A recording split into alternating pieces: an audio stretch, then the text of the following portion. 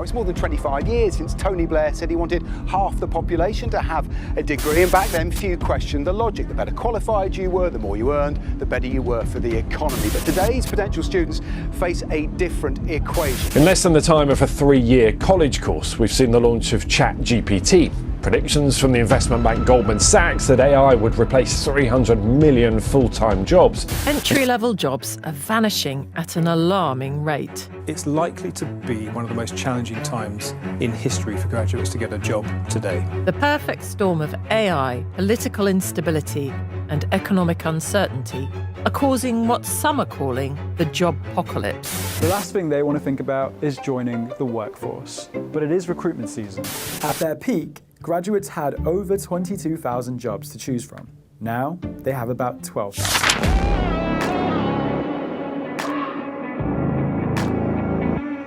So my name is Olanipekun. Fareed. I'm Mahlohonolo Mphuthi. My name is My Varun. name is Saloni. I'm a third-year computer science student at Queen Mary. I'm a business management student. I'm doing the same course as Dil at uni. Postgraduate degree might become honors in marketing. I studied my software engineering degree as my bachelor's at University of Westminster, and I did my master's degree I'm currently doing a master's degree at data science at King's College London. I'm a final year law student at the University of Liverpool. What is the biggest rejection in your journey so far? Like, oh, she's young. Yeah, I'm young, but I do have some sense. For me to be at University at 16, I do know what I'm doing. I've encountered like a lot of people back then, and some of them actually hated me for what I am, and then But I only started landing internships once I did my BCom honors degree, and I was like, why is there a change in all of a sudden? Not getting the course and the university that I wanted to go to after A-levels. Just applying for a top tier consultant firm. It was PwC. Applied for them. Made it to the final round, and obviously.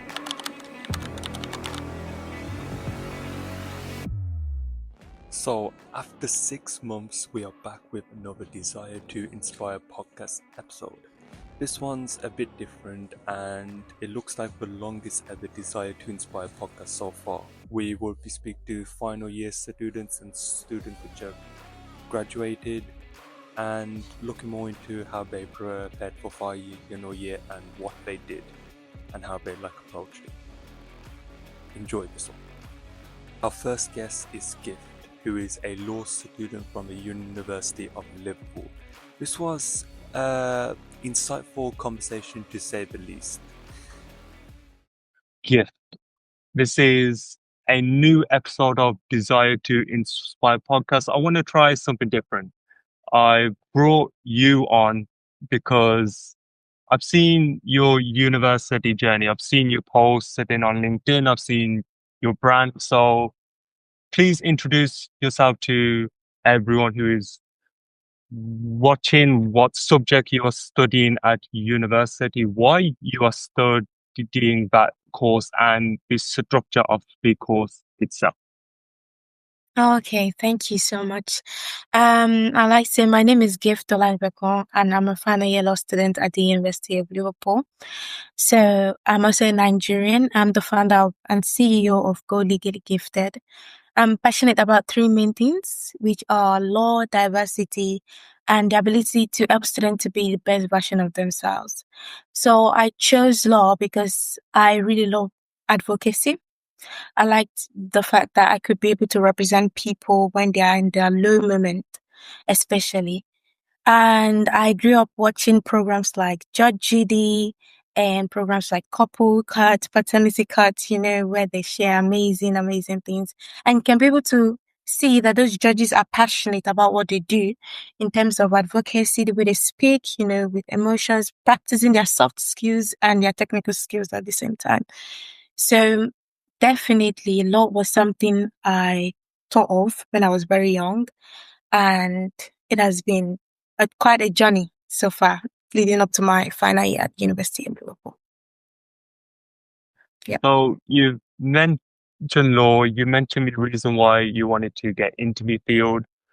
What is the structure of the course like? Is there a placement year? Do you have to take, is there some kind of work you have to do a few weeks every year, like first year, second year? How does it work in law? Okay, so the program I am currently on is the LLB program, which is for 3 years. So there's no placement here, there's no gap here. All the opportunities I've been doing so far has been like volunteer experiences, and some of them were paid, but most of them were volunteer experiences that I have to take out of my time from my leisure hour, basically, to do. So I currently am on a 3-year program, and this is my final year essentially. So I basically have lectures, sometimes 3 times a week, sometimes 4 times a week, just depends on like what my timetable is saying essentially. Yep.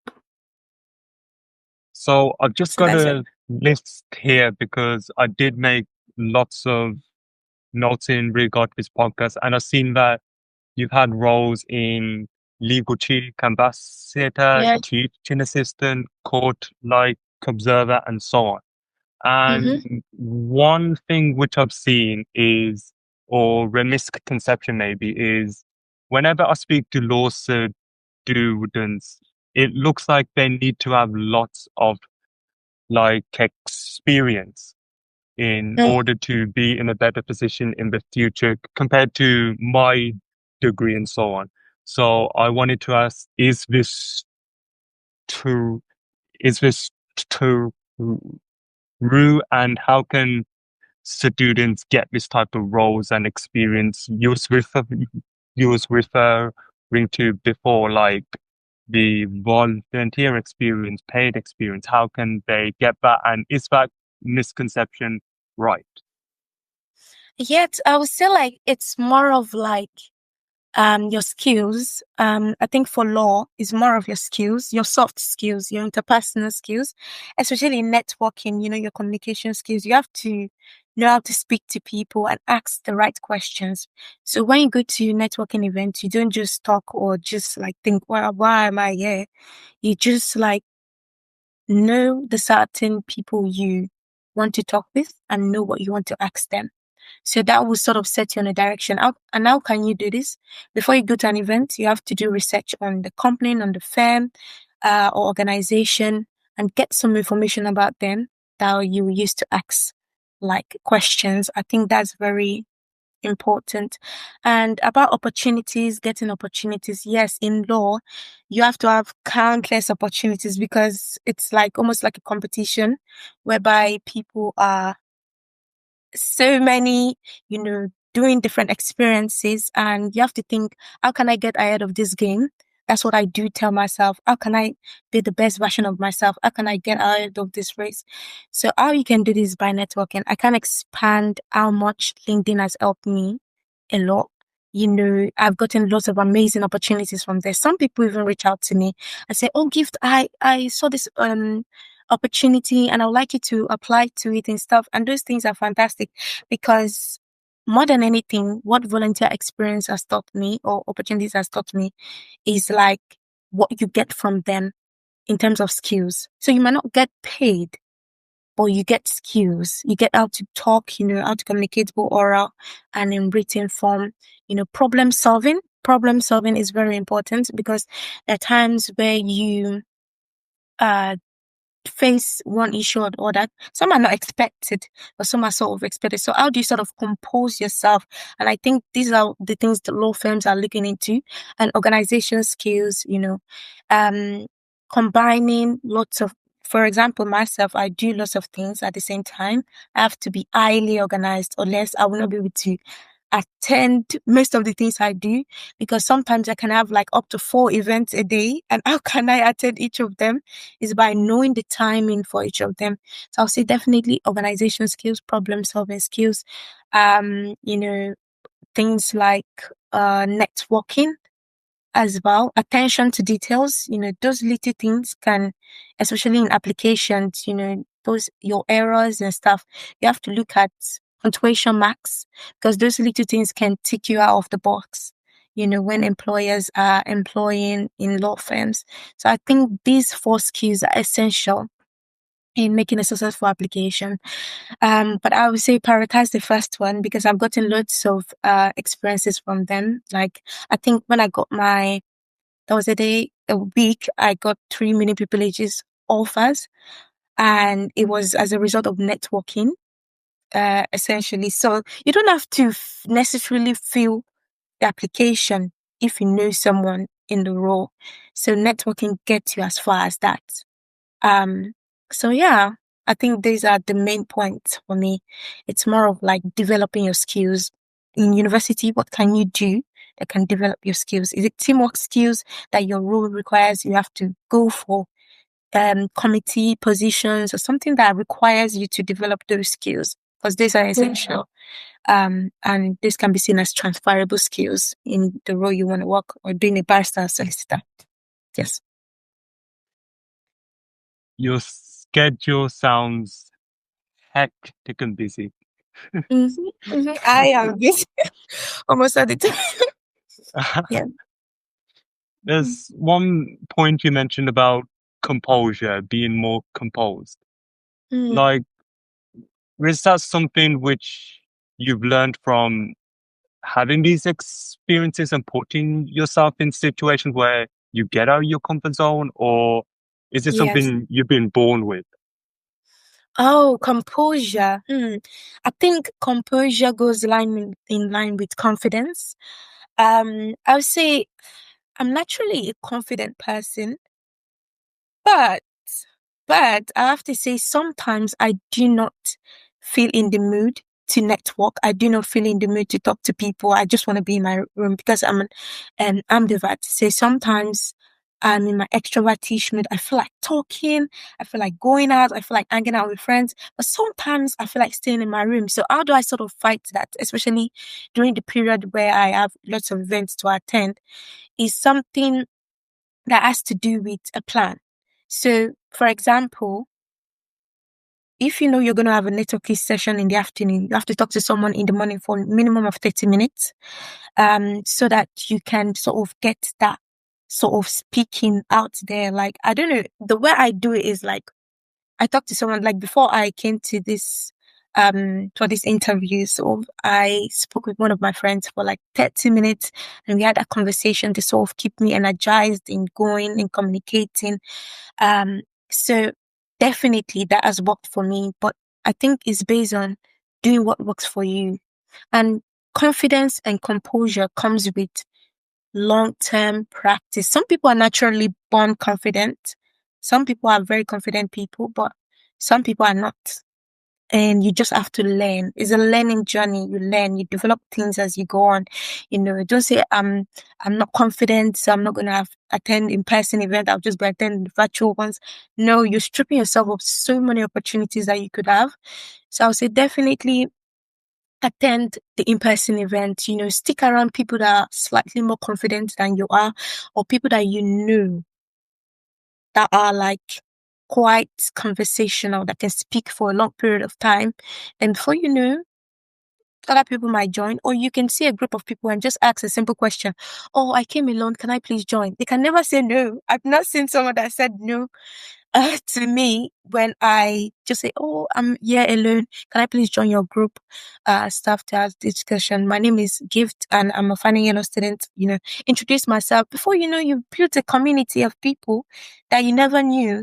So it all boils down to practice.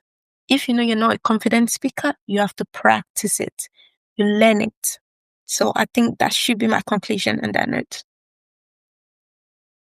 That's cool that you mentioned just about warming up before the session, Yes. because I think that does help, because whenever I do motivational speeches and so on, I feel like I can focus more better and concentrate more better and so on, because yeah, I think it's a good tip because it's practicing and then seeing which things work or don't work, and then it's how you approach a situation right after as well.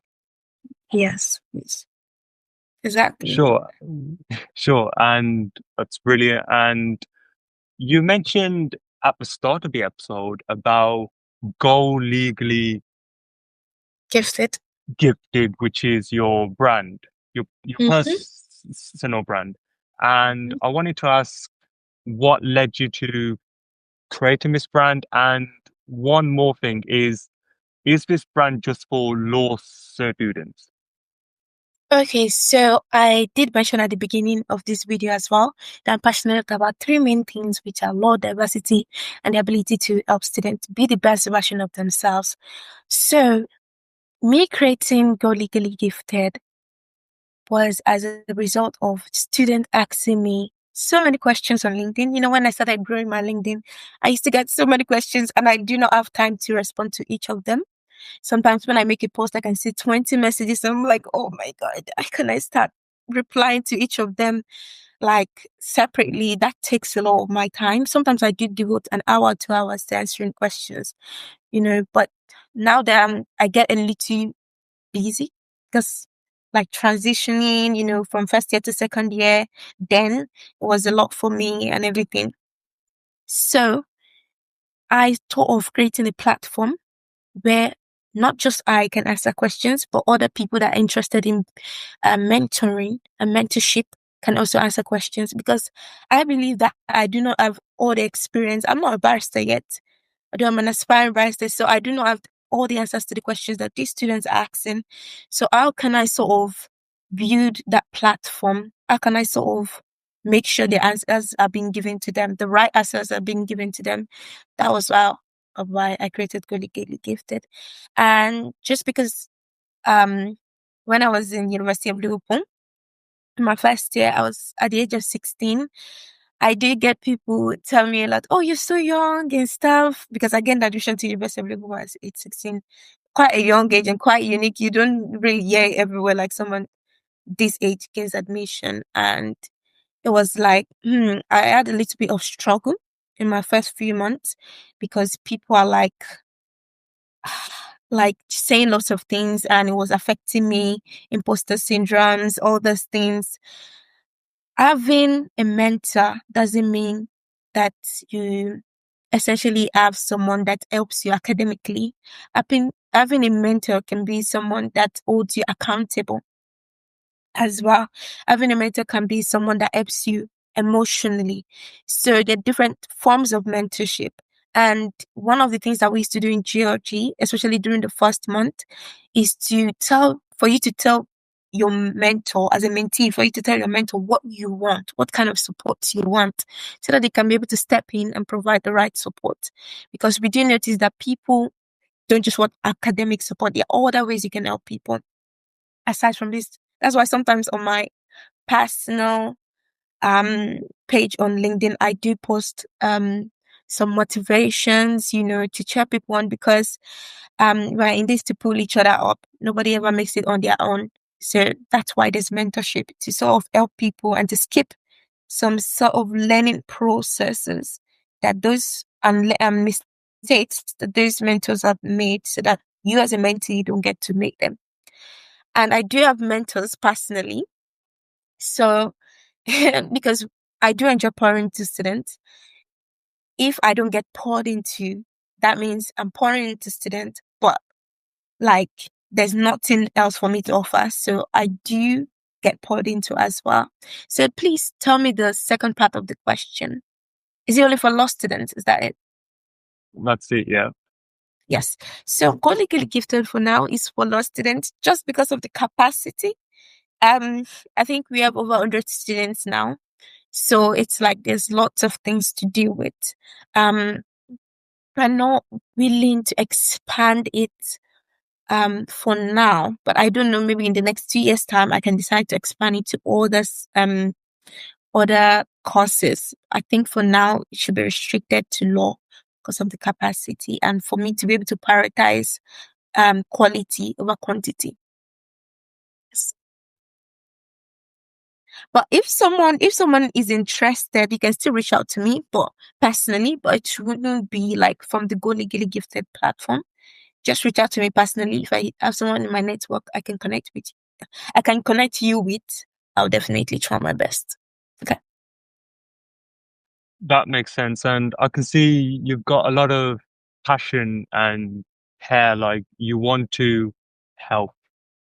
And Yes. that's really good to see, because not many people are like that, because when they enter final year, they think they're co- competing with their peers or first or second year students, which I don't really see the difference, because at the end, the right thing will come to you at the end. So it's nice to see that passion and that care as well from your side. Yes.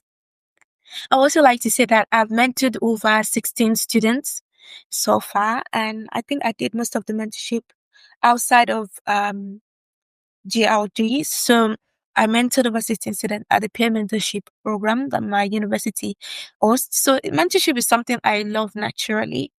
So I think that's one of the reasons why I created GLG as well. So just convert the energy and everything to building my own personal brand that entails what I love doing as well.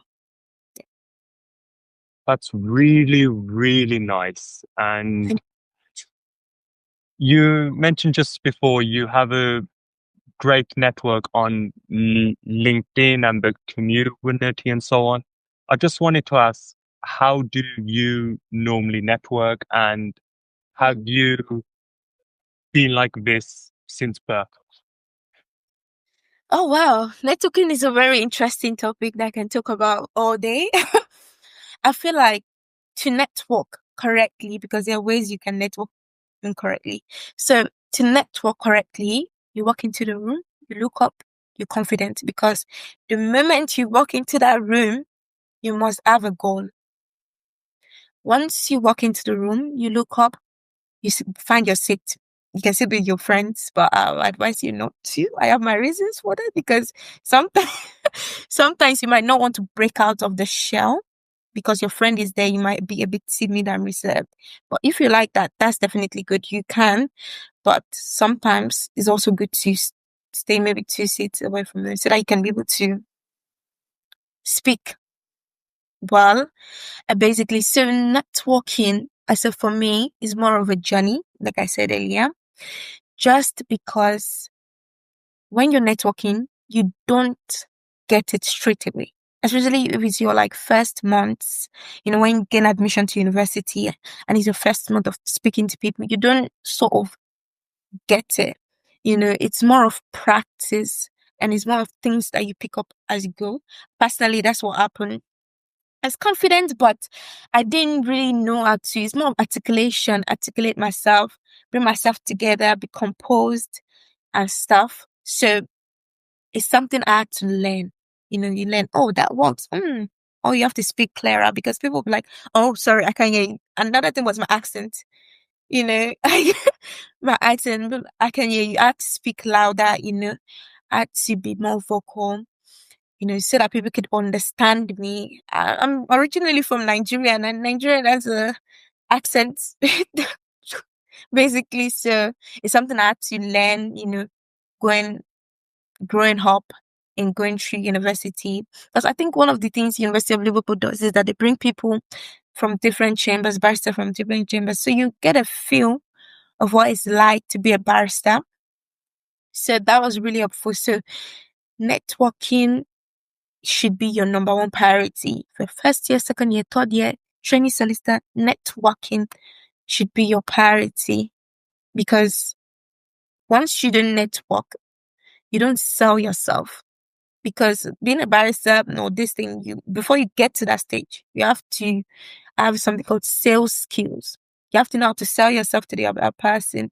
And I think that's why LinkedIn is very useful, because you're selling yourself virtually to people that you don't even know. Sometimes when I work in the class, when I see people smile to me, in my head, I'm like, oh, why is she smiling to me? Did I know her? Not knowing I've been chatting with her on LinkedIn. So LinkedIn is a very good way to sell yourself virtually without moving out of your house. So you have to know how to sell yourself to be able to network correctly. And another thing I wanted to note about networking is about, although I said that do not sit with your friend, when you're learning, sometimes it can be helpful to go with your friend, because sometimes you can be quite timid. It can be helpful, but there are some situations where it is not helpful. Do you know why I say this? Personally, when I go with my friend to a networking event, I can feel quite enclosed. Like I don't wanna do anything and stuff. But that could also help you, especially if your friend is a very outgoing person. That could sort of spill over to your energy as well. I don't know if you get what I'm saying. So it's a mixture of learning how to sell yourself. It's a mixture of learning how to network correctly, learning who you are, your background, because those things forms your personality. Those things forms what you're trying to sell to people.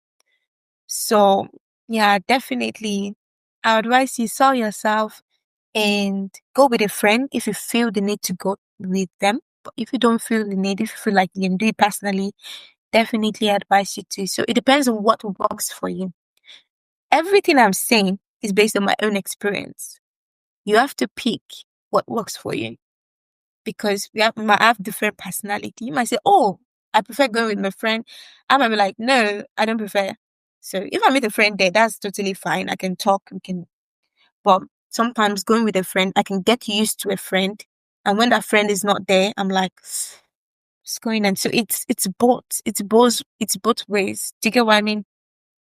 So yeah, definitely. And don't confidence is something that you walk through. Yeah, don't be like quite timid. Push yourself a lot, to do things. I think that's what I do personally. I push myself. Sometimes I'm not confident to do anything. I don't even have the power to do anything, but I do encourage myself. Have a supportive system around you as well. People that you can reach out to whenever you're low. That circle is very important. And don't just accept anybody into that circle. Can be the top 5 people you spend your time with, because these are the people that make up who you are and who you will become. Yes. Thank you. That's perfect. So much like knowledge there. And I think first year, I think I was a bit quiet because it was just coming into university for the first time and so on. I think what helped me, because second year I just started to go up to random people and just talk. And what I think what helped was there was a lot of assignments where I had to work with the team.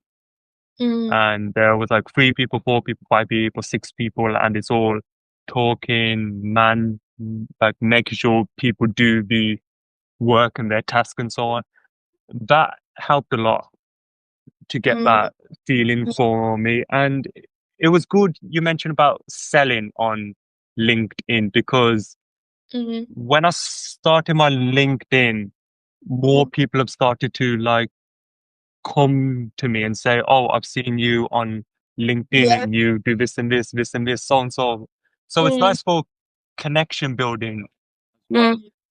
Yes, that's amazing. So sometimes you never know the person in person, like you never know the person physically, but the person just be like, "Oh, I know you from LinkedIn." It happened to me like a few days ago when I went to the welcome fair, and I'm like, "Really?" Cool. It's quite shocking to have it's a fun experience, I would say. A very useful one. And you never know who knows who, essentially. So that's why you need to talk to people, you need to network. Because the more network you have, the richer your circle and the richer you become. That's so key. Definitely, yes, definitely. I think I remember I had a law module in my first year. It was like an introduction to law. And I remember we had to remember so many names of certain cases and so on. And it was really like so much, but I managed to remember them. But I'm curious to know, because you do this course from first year to last year. What are the unique ways you study this degree and course? That's a quite interesting question. I think the way I do study is like I do late nights. I'm not an early person, but if I need to wake up early, I definitely do. So what I do now, because my uni is like very close to where I stay now, it's about 8 minutes per walk. So I plan myself. Okay, so these are the list of things I want to do, and I want to study as well. Put a time, put a deadline to it, because when you study for more than 2 hours, I think your brain is not taking anything in again. So you have to set maybe 15 minutes, then you can take break. 15 minutes, then you can take break. Then you do that each day. I think that will stick to your brain. And try active recall as well. So one of the things I do, I try to, maybe while I'm walking on the road or going to fetch something, I try to recall the things I've read previously. So I think that also helped me as well. So one thing I would advise, especially to first year students or to any student, is to take notes. This is really important, and attend your seminars, because if for some reasons you can't attend all your lectures, I do advise people to attend seminars, because that's like a place where your exam questions will be from. So I think if you can target your seminars, I'm not saying you should not go to uni. I'm not saying you should mix lectures. I'm saying if you have like unforeseen circumstances, for example, and you couldn't attend a lecture, please do not miss your seminars. They're really important. Basically, because you can easily catch up on your lectures. For us, we have something called, I think, penopto recording. So they essentially record our lectures. So it's easy to catch up and go back to the video or ask for your friends for notes and things like that. But it's not easy to catch up on seminars, basically. So that's my point. That just feels like chaotic, and like the degree sounds very like you can't miss things because it's hard to catch up after. Yeah. Have you ever experienced burnout, and what was it like? Oh my gosh, this is a very interesting question. I've experienced burnouts on various occasions. For me, I don't want to go out. I don't want to see anybody. That's when I know that, okay, I'm burning out. Gift, you have to take a pause. And it can be as bad as I don't want to step out of my room for ages. So what I do to combat that is I do what I like to do. It could be watching Netflix. It could be trying to push myself out. What do I mean by that? Because when I'm burnt out, I do not want to go out.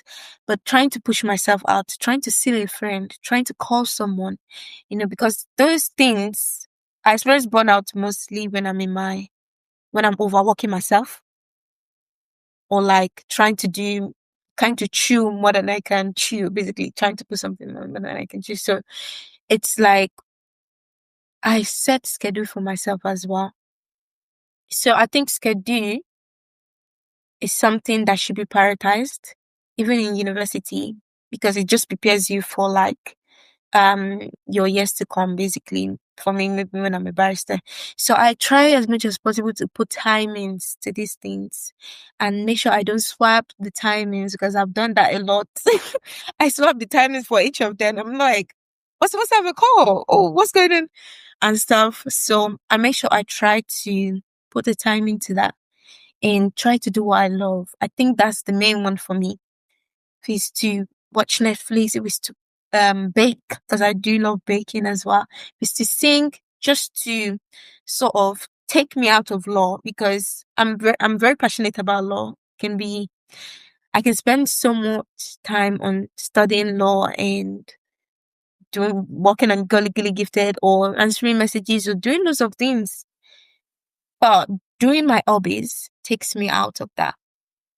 So as much as I do love helping people, I'm passionate about law, diversity, and helping people to be the best version of themselves, I do have personal things I do and I enjoy, like watching Netflix, singing, and also baking. So I think that should be prioritized. Your hobbies should not be taken out of the picture, because then you easily burn out. And last tip I would like to give is say no as much as possible. This was something I had to learn earlier on. it can be so, overwhelming to keep on saying yes, yes, yes to everything. We do need experience as law students. We do need to get as much as possible. But do recognize that you have a mental health. And if you do not cater for that, it's going to go down the drain. So you have to consider what you want, what your body is telling you. For me, I do sleep late and stuff. So you have to consider why, what your body is telling you in order for you to be able to act on some things. Don't just say yes because you want the opportunity. Say yes because of what you can gain, but also watch the amount of yeses you're saying. I'm talking from experience because my first year, I literally said yes to everything because I was trying to learn what path was right for me. So that's solicitor route or the barrister route. And I do say that you can start off like that. But I think when you're in your final year, you have more priorities and you start to exclude some things, especially those things you've done before. You start to mark them out. So yeah, do as much as possible, but also say no as well to things that don't align with your vision and your goal, because those are just time wasters. Yes. Let's just think there is a law student listening to this right now, whether they are starting, whether they are in the middle of their course, or if they have already graduated. What are the 5 most important skills in law, and how can they be practiced? Okay, I'll say the very first one, which is I'll talk more on the soft skills than the hard skills, like the technical skills. So the very soft skill I'll mention is communication skills. Definitely, you must know how to communicate with your peers, with other people, barristers, solicitors, anyone in university. You must know how to communicate. And when I talk about communication, I'm not saying oral communication alone. I'm saying written communication, because both parts are useful. So personally, I did work as a mini privilege officer at the University of Liverpool Bar Society. That's the Barrister Society. So a lot of my function was more of like communicating with the firms and the chambers, sending them emails to provide opportunities for law students, like mini privileges to be specific. For so we have like this competition we do run every year. So anyone that gets or in the competition will have many privileges as their reward. So I was the one reaching out to the firms and to the chambers, saying that, oh, my name is Gift Olanipekun. I'm a second year student, because then I was second year student. I'd like to request for many privileges of or many privileges roles, I'll put it that way, for our students. And that was like essentially what I was doing. So that was the written part for me. The oral part for me, I've done so many roles that has to do with me communicating orally. One of them is like being the part of the panel for the widening participation group. So what I essentially did was make my contribution on how we can make University of Liverpool more diverse to students from underrepresented groups. So when student from BAME or let me use the word underrepresented group, see University of Liverpool, what should they see University of Liverpool as? Is it a more diverse university like University of Kent or Birmingham, or is it a university that's just specialized in hiring like less of BAME students? And I had to give my contribution. It was a fantastic opportunity because you sort of see like the dynamics and the percentage of underrepresented groups that are in Liverpool. And it was quite, not going to say Liverpool, University of Liverpool, and it was quite low. So for me, that was more oral, sharing my opinion. I've also worked as a peer mentor, like I said earlier. So it's like more of talking to students, because when I was in my second year, I had a little bit of experience as a first year. I did my first year in University of Liverpool, so I had a little bit of experience on how to handle your first year and stuff. So I mentored 16 students, and it was like one of the best things I've ever done, because you see students reaching out to you, okay, where can I get these opportunities and stuff? And I'm like, yeah, you can definitely get it. Don't limit yourself. You can get it on Bright Network, Lego Chic, Aspiring Solicitors, Go Legally Gifted. Then I've not created Go Legally Gifted, but now I will definitely add it. Go Legally Gifted, you can get these amazing opportunities from there. So definitely communication skills. I also say problem solving skills. Like I mentioned earlier, you must have problem solving skills. You must have lawyer intuition. I think even in law school, like in university, they teach you how to think like a lawyer. Basically, so they set problem questions, especially for contract law, tort law, and things like that. So they set questions and they give you like a scenario of what you might likely be handling when you're a lawyer. So you must know how to dissect each questions and each problem and answer the question. So definitely problem solving skills is quite required. The third one I like to mention is organizational skills. I've mentioned some of the skills before. So it's more on the ability to set like timings, set your schedules right so you don't miss stuff. For me, so that's what I see organization skills as, and the ability to be sort of like composed as well. And I think that comes from you setting schedules. So there's one I want to add as well. So attention to details and listening skills. So attention to details is you looking at a problem or you looking at a work and scrutinizing it and picking out what is right and what is wrong. You can do this several times. So this is something that you also work on again. It's not something that you get immediately. For example, if you're creating an application to send to a law firm, you can scrutinize it over and over again. But when you give your friend to scrutinize it, that person will surely see one or two things that they want to remove from it. So it's something that you work on. It's not something that you get immediately. So attention to details, and you have listening skills. As much as I talk on speaking, communication about oral and this thing, there's also a listening part of it, because for you to be able to communicate properly, you must know how to listen properly. So what happens is that you listen, you process, then you talk. The reason why some people don't sort of answer some questions correctly is because they skip the listening part. They just want to talk. Basically, they're just interested in sharing their own idea. So you have to be able to listen, you think, process it very well, then you speak. That's how it goes. It goes like this. It's not more of like this. Do you get what I mean? You cannot even process anything if you don't listen. So you must have the listening skills. Is very important. Ability to know what to say, know what you want to say, but also listen. Patient enough to listen. Yeah. So those are the skills, like say communication skills, problem solving skills, organization skills, attention to details, and listening skills. Yep. Those skills, I think, are perfect for that kind of degree, and you've explained them well, to be fair, because you've linked it to your experiences and roles as well. Thank you very much. The last question which I had is, what is the biggest rejection in your journey so far?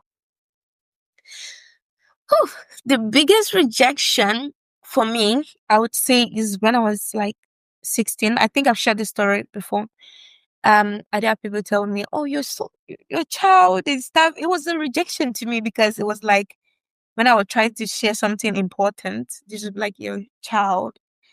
So it was like emotional backlash to me, and I'm sure this is not the answer you expected. But it was more of like, "Oh, she's young." Yeah, I'm young, but I do have some sense. For me to be at university at 16, I do know what I'm doing. I do have a goal that I'm targeting.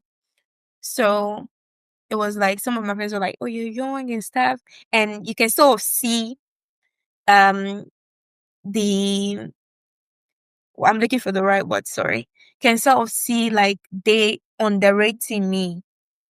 I think that was one of the things that pushed me as well to go out more, push on myself, because I don't like when people are like, saying I'm young and stuff. I do know I'm young. So that was like the biggest rejection for me. But a more generic one, I would say, is when I get rejection from applications. You do apply to hundreds of applications, but you just get, unfortunately, at the second paragraph. And that's not really the best situation you can find yourself. So that's why I leverage more on my best skills. What do I know how to do best? That is networking. I speak to people. Oh, hi, how are you doing? My name is Kim. Introduce yourself first, then ask them to introduce themselves. Then you get to know each other.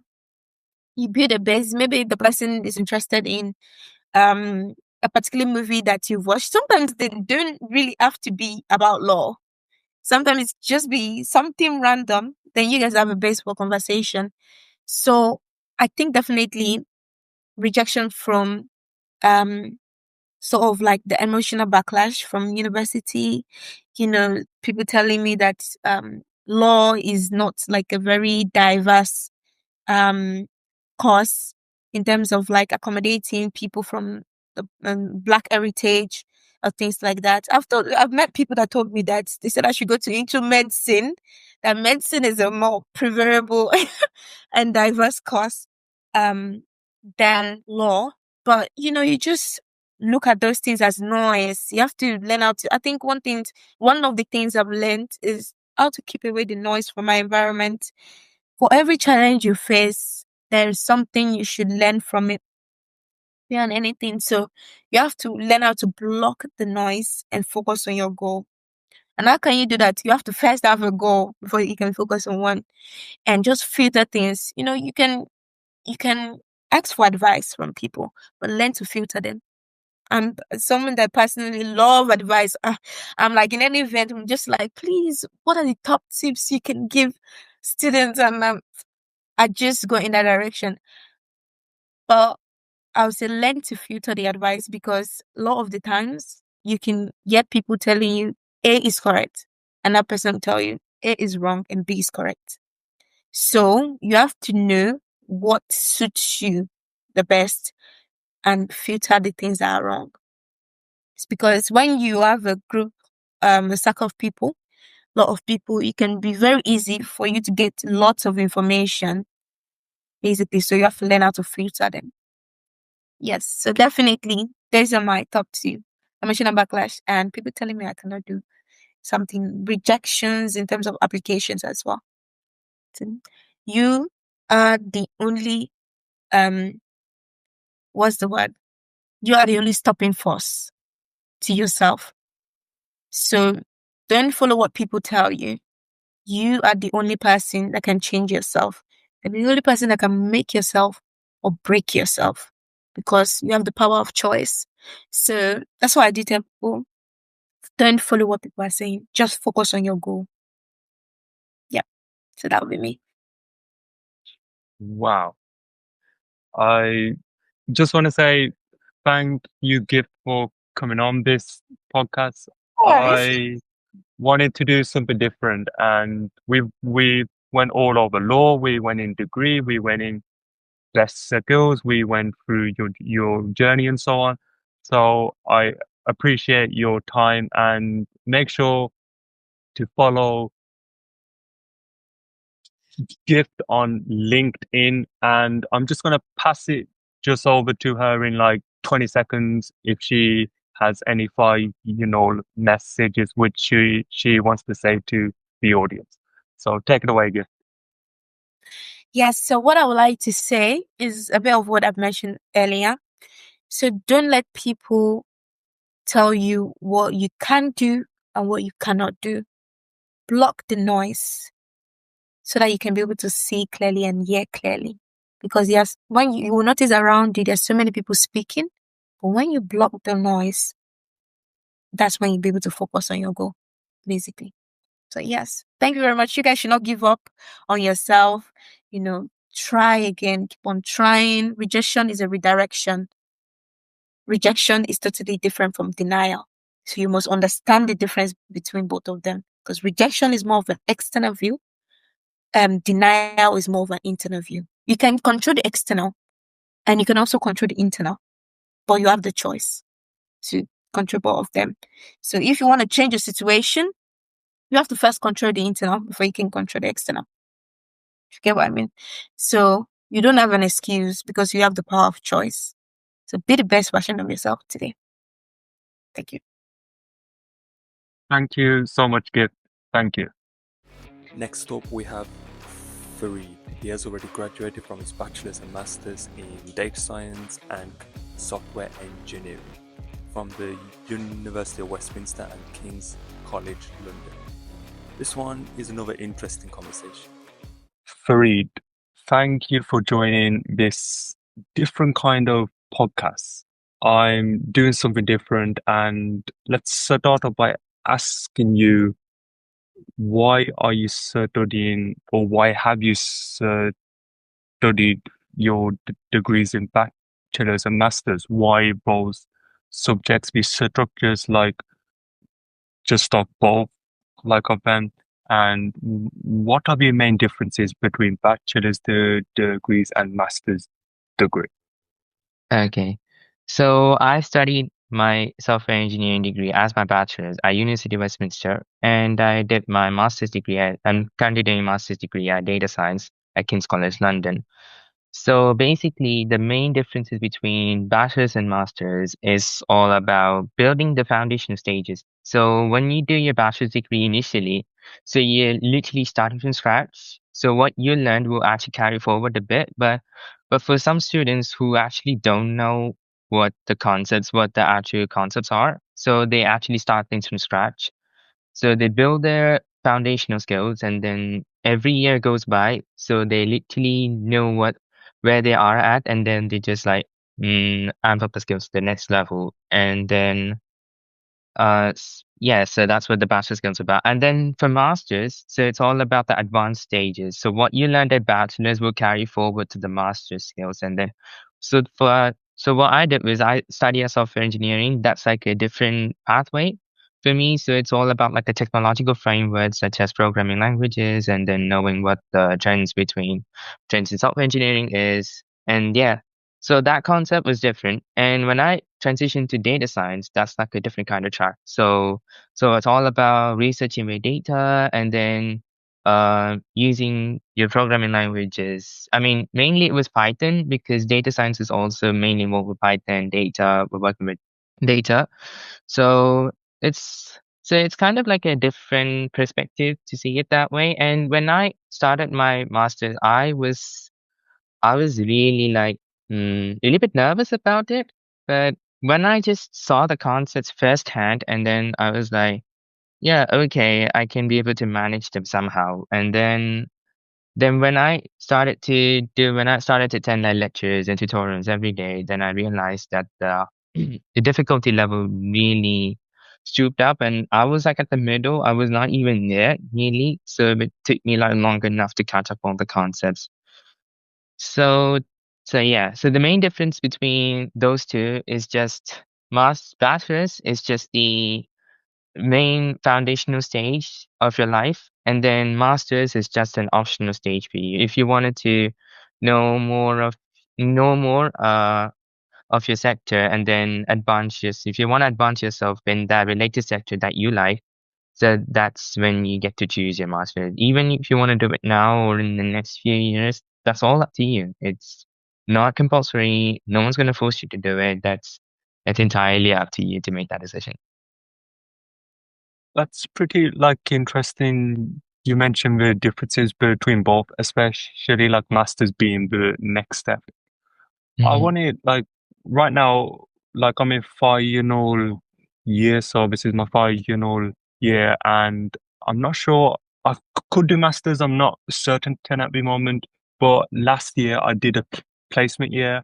I wanted to ask, in your course, is there like a placement year, or do you have to get like some kind of like experience in maybe different ways, maybe?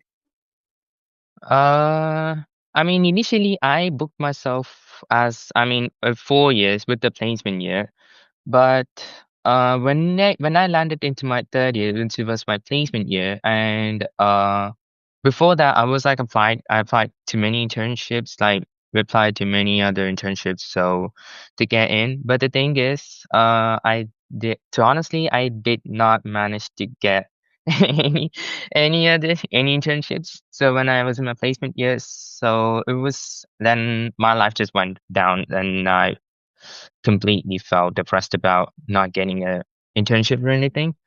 So I had to like move on to the final year to do it. But if you wanted to gain experience, the placement year would be your best option. But for us students who didn't get a placement year, who moved on to the final year, getting an internship right now could be has your lower chances. So it would be like the probability will be low for you to get an internship or an entry level job, because entry level job role, I mean, initially entry level job roles could be like 0 years of experience, but right now they're asking for like 1 years of experience. I mean, come on, this is an entry level job role. You can't just like flip everything up for new fresher students like us who wants to get into the work experience. And if you say you need 1 years of experience, then you have to do an internship for that. So so getting an internship right now is really, really tough. But even if but one tip for students who didn't get an internship, try to do like any side projects. Try to work on a startup company, maybe like work on a startup company of your own. Try to work on somebody else's startup, and then hone those skills while you're working with them. And then if they see you, like working to the full potential, if you have the potential enough to take over the industry, then they will personally recommend you to the industry, to the workplace. So obviously you might have like more better chances of landing a job. And if you show yourself to the full potential, that's of course.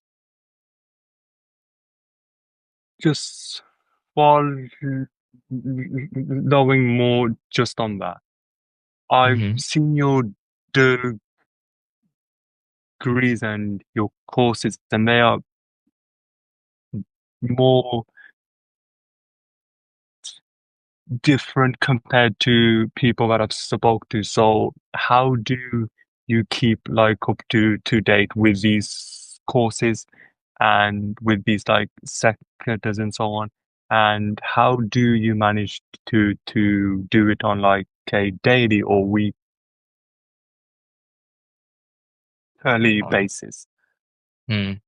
So basically, to keep up to date with all of the latest technologies right now, so I started like doing projects like every day. So to keep up myself with the latest technology frameworks, latest programming languages, since AI has taken over the industry, so I'm just trying to embed myself with the AI. So such as ChatGPT, Claude, and we got Copilot as well. So learning these three important AI frameworks, I mean, like working with them is yeah, it's kind of like a new experience to me. So obviously doing projects with them. So if the HR sees you, I mean like if you work with the AI mean like do your projects with the AI, but as like a mentor, as a partner for AI with your AI, so then you might have like a better chances of getting recognized by the HR if you like continue to do your project, and also at the same time to research the latest trends and what's going on with AI. Has there any been changes with the AI? Has there been any new models that's been updated? So now we got ChatGPT 5 that's been updated recently, and oh my God, I can't lie. ChatGPT 5 is really, really good compared to the other previous models that was before. It was, there's a disadvantage when it comes to ChatGPT. But right now, when you enter in a prompt, just like let's say for example, create a report of this content within 1,000 words, and guess what? The AI prompt and the AI will like take about maybe about 2 to 3 minutes, because depending on the longer context, if you want like a longer context of to give them the answer. So there's like that's one disadvantage. So it takes so it's a longer loading time, and also longer loading time, and also like but it's like involved. It's like evolved a bit more. So yeah. So working with AI is kind of like a new perspective because for new students right now who don't know AI, they need to start working with ChatGPT, get to play along with it, experiment with it, get to know more about what the AI does behind the scenes. Because AI is everything in this world, and students have to like catch up with AI now more than ever. Because if they don't, they're gonna like miss their chances of getting a job right now. Yeah, like there's been a massive, like it's became more popular in like the last 2-3 years maybe. And yeah, I normally use ChatGPT mainly, but I think that's more for like assignments and stuff. I don't use it to make content. Maybe for like the certain posts, which like I do with like the Simpsons and so on, they you'd be just said a bit there, but it's very like interesting this subject. How can students capitalize more on this? So what students can do more better with using AI is to use it, like I said before, to use it as your mentor or your partner. Not like to just cheat your way to using AI, just such as like help me, give me like some of the coding, just or more like you can rephrase it yourself, saying that I have like a question on this, like can you like go through this code and explain it to me what's going on behind the scenes? You might get like a clearer picture of what's going on, but rather than asking for the direct answer, like just rephrase it to ask more about like what's going on with this and what's going on with this and what's going on behind the scenes and then how to like how to rephrase it in a better way rather than asking for direct answers so that you won't know what's happening behind the scenes rather than just getting the answer. So yeah, for students who are using AI as their first timers, so I would say play around with it, experiment it, and then make sure to just like ask it indirectly rather than asking it directly. And then so then that way they would be able to captivate themselves with this new AI technology, and then it will allow them to evolve um, more on their mindset so that they know what's going on with this. Well, those tips were nice to be fair because it's doing it in such a way that you aren't relying too much to do your thinking and how you like approach problem solving and so on. So that is very nice tips there. And I just want to turn into a different subject, which is like right now I am a student like ambassador for Wiser like Academy, and I'm starting another role which I not gonna reveal here. I'm gonna reveal it on LinkedIn in the next few weeks maybe. And Okay. like you've had lots of roles and like work experience and so on. So I wanted to ask what like in university, what mistakes have you made which like students can learn from? I made like one biggest mistake. So the one biggest mistake I made when I was studying university is neglecting all the opportunities because these opportunities are a one-timer when it comes to in front of your doorstep. And if you neglect them, so it's like you're neglecting all of your future opportunities, which makes it even harder for you to hone your interpersonal development skills. So what I would say for students who are starting the universities right now is to start saying yes to opportunities when it comes to your doorstep. Just say yes, try it, and then see what it looks like. And if this is not what this is not what you love to do, then you can start backing away from it. So you may never know if when you say no to opportunities, you may never know you have like such beautiful benefits to yourself, and then you might have such like a brighter future ahead of you when you explore these opportunities for yourself. So yeah, because of that, there's like a time factor involved in all of this because their students are so tight with the schedule with their studies and with their part-time jobs and such and stuff. So they didn't have time to explore these opportunities, even if they say no. But yeah, opportunities opportunities can't be missed like this because this is so important to them, and this is so important for students who are literally just starting their career and they wanted to step up the game a bit more. So yeah, maybe students have to say yes to opportunities. So especially for first year students or anyone else like this. Like I've seen your role at Circle, and it's been like interesting to see because you post about each like meeting you go to, each like conversation you have, and so on. So I just wanted to ask, what are three models or lessons you have learned so far in that role? Okay. So my first favorite model is using TGROW, which stands for topic, goal, reality, options, and what's next.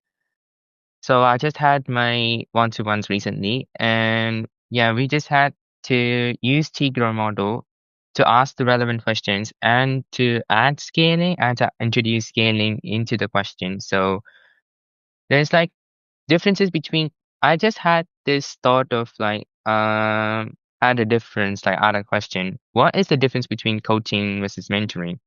And then when I researched myself, then I just thought, oh, there are like two huge differences between coaching and mentoring. Coaching allows you to guide students by asking the right open-ended or closed questions. And then whereas mentoring, you just literally give them advice and then give them tips to try them out. So there's like a huge set of differences between them. Coaching is just letting the coachee explore, uncover their options that they have in mind. Whereas mentoring, you just give their tips to them and you just give your experiences, give your advice to them, and then you just let them follow their follow their experiences. So so first one is T-Grow, and the second one was paraphrasing, because paraphrasing, I still have a lot of room to improve on that. Paraphrasing is just about uh rephrasing it in your own words what the coachee said to gain a better understanding. So if you rephrase it in your own words so that you get a clearer picture what the content is about, and then you know what to ask further questions. So, okay, let's just go for an example for that. So, let's say, for example, you want to talk about food. So, that's your topic. And then your goal is to try all the culinaries, try all delicacies in all across the world. That's your goal. And then your reality right now is that you only tried like national delicacies, like where you're at. So, that's your reality. And the options that you consider is like, I want to travel, and then I want to travel all across the world, and then like book my flights, and then like see the timings, and then see the timing of the restaurants, so that when they're open and when they're gonna be closed, and then so that I can be able to like go into those particular restaurants, and then try out these delicacies. So that's your options, and then the next steps to take, like to see if I can to see the flight timings, like what are the next flights, and then so I can be able to book them up in like the next 2-3 months.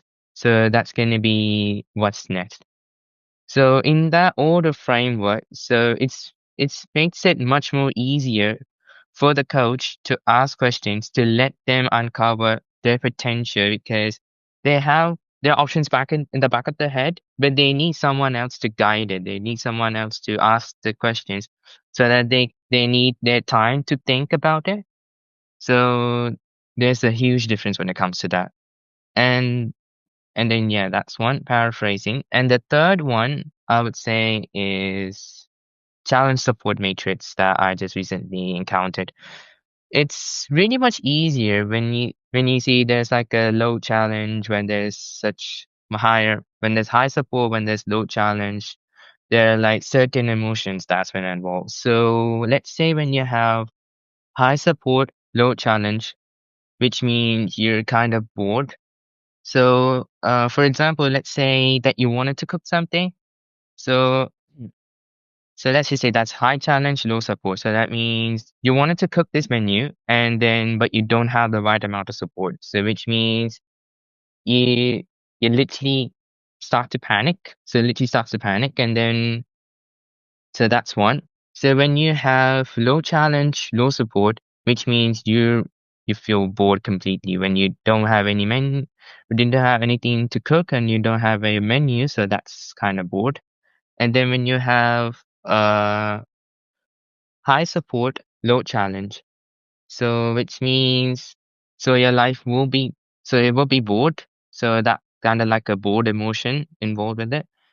So the balancing part is high when it has high challenge, high support. When it's like completely balanced, you know what your goals are and you get your right amount of support so that you know what the goal is so that you can be able to aim it with a lot of motivation. So that's that's the that's like that really hit my head and that's what I really love about this challenge support matrix.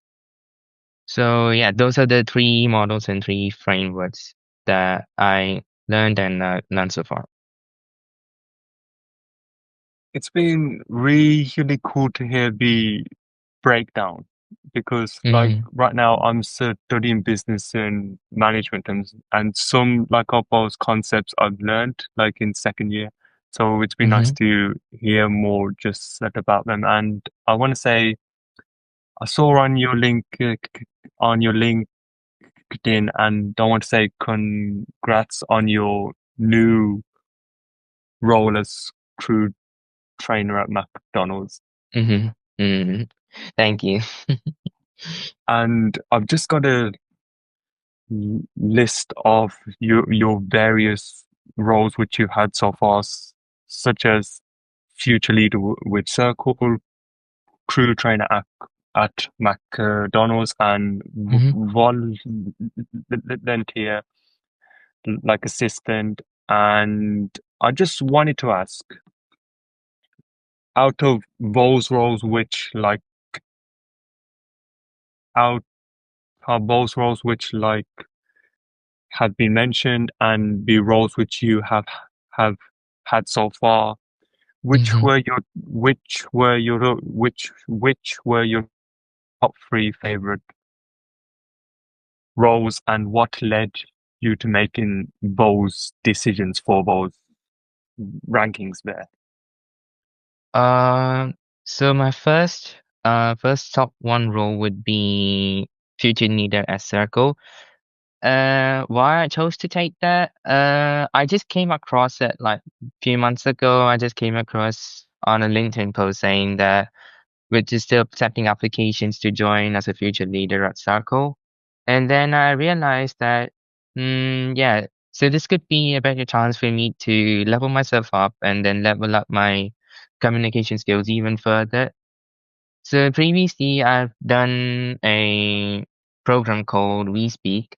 So it's all about like it's like the foundational stage of your communication skills that you're shy. So at first you'll be shy. So you want it to improve. So you want to get rid of that fear of your communication skills. So that's why I joined We Speak at first. And then when I built up on that foundational stage of my communication, then I thought, okay, then it's time for me to step up my game a bit. So that's why I joined Future Leader at Sako. And then when I when I got into every group sessions, every one-to-one session, I'm learning myself something new every time. And it makes me so happy about that I haven't there's so much more to explore in this world. And this is something to carry forward my experiences so that I can be able to share to the whole world what I learned. And then this is so that I can be able to hone my communication skills. And even if I do end up getting into a TED Talk session, of course, Yeah, that was my first one. And my second one would be my tree trainer role. This is just like a part-time job for me to make a living out of it. But when I work myself there every time, then I started to realize my weaknesses that I am not, I mean, how to like talk to customers in a polite manner and not to be rude about it. And then how to like keep yourself calm and composed when you're rather under pressure.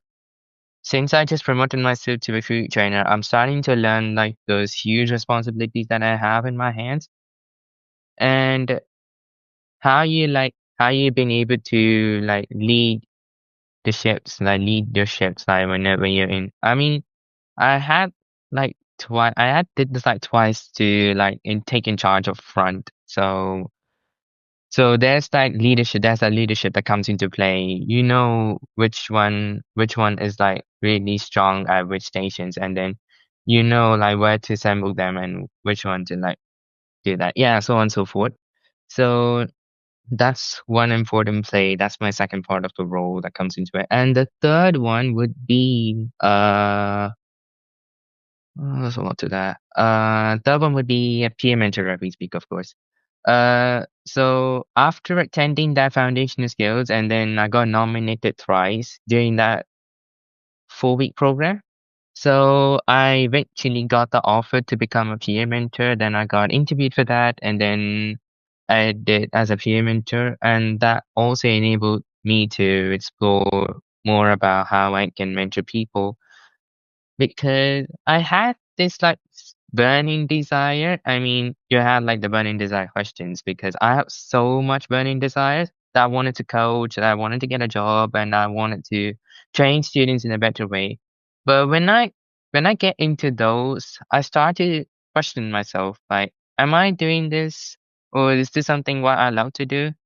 So that question really fills myself in self-doubt to myself. So I'm self-doubting myself completely when I get into those roles. But once you like start to research yourself about what you love, this is what you wanted to do, then you can be able to get in with full force and then be able to give your full potential to it. That show yourself like your dedication, show your commitment to what you love to do.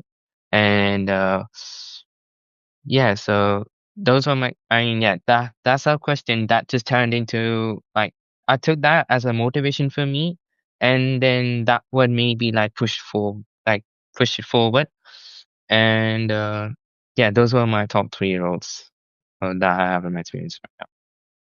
The one which I respect the most is number 2, because with me, like I was a crew member for like 1 year and a month, Mm-hmm. and like I can notice how much you have to learn to get to the next stage. So I respect Mm, so much for that. thank you. And I remember like you were texting like to each other during this like podcast, like the research stage, and you told me like this story about networking where Mm, you said that your soul visual circle was small just at the start, and then like I think you mentioned that too few people came into your life and mm, you attended more like networking like events and shows. So mm. could you tell us more just about this story? So the situation, I mean, for a few years ago, the situation was I was born a kid who was shy and who couldn't be able to talk more. So I was more of an introvert, not like an extrovert or anything. So so I didn't have any friends. So back when I was in India, I couldn't be able to talk to my friends or more because of my introvertedness. And then I couldn't be able to express my feelings out. And then when I came to London, the fast forward myself to 2019, when I came to London, I started to realize myself that what was I doing in these past few years of my life? And then okay, so because of my introvertedness and I couldn't that's why stopping me from talking to people. so to improve my social circle. And then when I started talking to myself, and then when I started like talking to people about it, then I realized that their kindness is up on the next level. Then I started to realize that people are so nice here, and then I then I started to make friends, and then my social circle was big now. Social circle is big, and then but at one point in my life, and I realized that's not going to be enough for you to uh get like a job or anything, like any referrals or anything. So then when I thought of that, so I just came across this launch event for Graduate Guide, so hosted by Peter Wood and Marlene Lees. And when I attended their first launch event for that Graduate Guide, then I met those two. I've been following them for a while. They host their own podcasts, and then they literally invite guests to talk about their experiences as a graduate and what it's all about in the workforce. So I've been following them, and I literally met them in person for once in my lifetime, and I felt so happy that I got to meet these two, and then I got to meet all the professional out there who are an expertise in their own field, and I got to share my opinion. I got to share my story about it, and then they were pretty much impressed about it. Honestly, yeah, they wanted to collaborate with my work. So they said they want to collaborate with my work, and then obviously I had offers here and there, but I think they weren't ready to reach me out back then. But when I came across someone who's actually started his own startup, and then I realized that, okay, I wanted to improve my expertise on it. So I joined his startup, and then literally worked on it for like 2, 3 months maybe. And then literally I had to back away from it because of my studies, and I had to, yeah, focus on them. But after that, I attended several networking events. So one for another launch event for Daisy Network, and then I went to a few months ago, recently went to a network accelerator event that's also hosted by Peter Wood and Marlon Lees as well. And the guest that he invited was Asim Amin, who's a founder of Plum, and where he gets to talk about like depressions and what like the mentality state, like what like the level of mentality state that they're in. And yeah, it was quite an inspirational story to hear about his story about he was born and raised in Dubai, and then he came to UK to start his own startup, and that's when he created Plum for that reason. And then it was such an inspirational story to hear. And then I realized that I wanted to do something like that so I can be able to showcase my own story so I can share it to the world. And then yeah, that's how it all happened. And then I'm just like trying to build up myself every time from all of those networking sessions that I went to. So every networking session you've been, so it's like a lesson to everything that you do in your life, and then you start to uncover your secrets of what you have in your mind that you literally don't know about. So that's one powerful thing to keep it. And I been thinking of that every day when I wake up from the moment when I wake up to the moment when I sleep. So yeah, that's the only powerful thing that keeps me going. And yeah, that's how it all happened. That's a really interesting story, and I've got my question, which is, what is your biggest rejection in your journey so far? Uh, my biggest rejection in my journey is uh, I've encountered like a lot of people back then, and some of them actually hated me for what I am, and then some of them actually accepted me. But that hate part is what actually like makes me want to reject myself. That led me to the thought of rejecting myself for that reason. So when people start to hate yourself for your personality, your religion, your ethnicity, So there is a discrimination that comes into play. So no matter what your religion, no matter what your ethnicity is, that hatred, that rejection really comes into play, and then you start to degrade yourself down and to worry yourself about that your ethnic that you have this ethnicity, and then you have this background of yours, and then no matter what criticism you get from them, this is your ethnicity, your religion, this is your body. So you can't let others like criticize who you are. So that's the major point in play. So that is what I would say to all the students who are literally facing emotional or any like depressing state of mind. So don't let them criticize you for who you are, no matter what gender, no matter what age, no matter what ethnicity you are. You are yourself. You're yourself, and then you are you. That's all that matters here. Those criticisms and those hatred of theirs, that's their problem. That's their vision and perspective. So it's not your fault entirely. So you just be proud of yourself. Just be you. That's all that matters here. And then after a few years later, then when people started accepting me when I came to UK, people like tend to get close to me, and then people start accepting me for what I am, and then I see that as a motivation for myself, and then now I feel proud about it. Now I feel proud about the people that I have in my life, including you, Dilpreet. And then that is one of my biggest rejections of my life. So tip to students, um, just do you, be yourself. Don't uh don't hear any criticisms from others about yourself. You think just think about yourself for once, and then you know that this is you, this is your body, and this is yourself.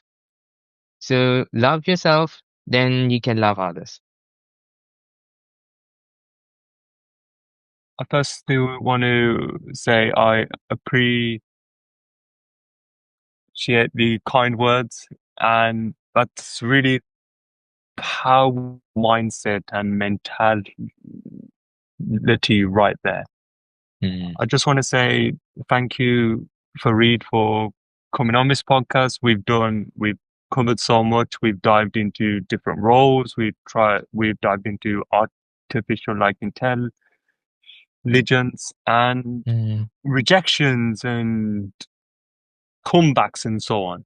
So I've loved having you on so far. And if you want to follow Fareed, you can follow him on LinkedIn, and I would just pass it to him in just 20 seconds, and he can give any words which he has. So for Fareed, it is over to you. Thank you guys so much for joining to this session. So make sure to follow Dilpreet. And I'm not gonna lie, his podcast is so good, and his inspirational quotes every time I watch his shorts is really, really amazing, and it really is like a power packing. It's like a power packing inspirational bag of quotes. So I'd say. So make sure to follow his channel, and don't forget to DM him for any query that he has, and then follow me on LinkedIn and follow me on Instagram, and I'll send you my channel link in the description below. And then thank you guys so much for joining me today. Thank you, Fareed. Thank you. We continue on.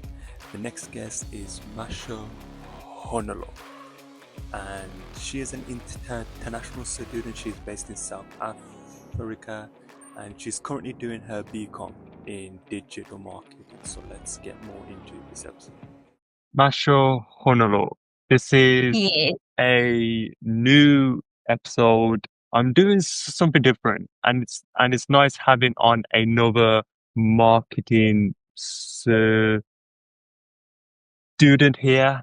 And I just wanted to start off by saying, could you introduce yourself to people who are listening, and what you are studying, and the structure of your course so far? Okay, so hi everyone. I'm Mahlohonolo Mputhi. So I'm currently from South Africa for anyone that's wondering. So I'm from South Africa, but currently I'm based in Cape Town, but I was born in Pretoria in South Africa. So now I'm basically doing my postgraduate degree, my BCom honors in marketing. But I know in the UK, you guys do not have like an honors degree. So the honors degree is like the fourth year of your undergraduate degree. With our with the honors, we all compete to make it to the fourth year to do like a BCom honors, and then after that, it's the masters masters. You can pursue masters. So I'm doing my BCom honors in marketing at the University of Cape Town, and I preceded my undergraduate in BCom Management Science with Marketing Management at the Northwest University, where I graduated cum laude. So I'm very happy about that. So with regards with my course structure, so must I speak about my undergraduate and postgraduate course structures? Sure, yeah. Sure. Okay. So with my undergraduate course structure, so like my first year, we basically did the commerce field, like from anything ranging from economics to stats and introduction to business. And then my second year, we started specializing in marketing, where we were introduced into marketing. So in my second year, we did an introduction to marketing, service marketing, and then in my third year we did consumer behavior marketing research, integrated marketing communications, and sales management, and everything related to marketing. But I felt like my second and third year was really specializing into marketing. But I also didn't only do a marketing degree, I also did like a business degree, where we got like an understanding of the business environment, where we did operations management, supply management, and procurement, and financial management, and accounting, and and I specialized in economics until my second year, and then the marketing students can't do economics in their third year. So yeah. Yes, so that is basically everything. That's so cool about South like Africa, because I think you are someone who I've got on who is an international student. So that's nice to hear more in regards to your course and how things work around there. Is there like, have you like thought of coming to this country, like to the UK, and studying here, or has it like always been the focus to stay in like South like Africa and Cape Town and so on? Actually, I've always had an interest to be go and study in the UK, but I was thinking like for my master's degree. But in my undergraduate, I didn't really consider like doing overseas, but I felt like as I started getting exposed to like opportunities in university, they do like student exchange and everything. So basically that was very interesting, but I really didn't take opportunity. I didn't really take the opportunity of student exchange. Like that's one thing that I regretted. I remember like in my second year, they were like, they want to take students to the UK just to experience. But I was like, the dates are falling in my exam. But I was like, they could have made, I know, but I was like, if I applied, they were probably going to make arrangements for me, like to do my exam status. So, like, that was one of the regrets that I have. But I'm like considering probably in the future, like probably doing the UK. But I'm actually I'm actually even thinking like somewhere in the future, like even applying for jobs overseas and everything. So that would be really interesting. That sounds Yeah. very like interested in definitely because there's opportunities here, absolutely. And I've just going back onto your courses. I've got a list of modules which you have done, which you have mentioned, like service marketing, consumer behavior, and brand management, as well as Yeah. market research. I just wanted Yes. to ask which one was your favorite and why? So I have two favorites, but my first one was brand management. So brand management is like basically like how you build brands from scratch, like taking consideration our customers and the countries that you're operating in. It's like you're making the whole brand, the whole ethos, and like how our customers are going to perceive our brand. And I love everything to deal with like brand awareness, brand perception, brand value. So I really love that because like with brand management, like you're not only doing marketing, it's like you also like in charge of like a brand, like the mini business of that brand. So I really love like I could do everything in once in brand management.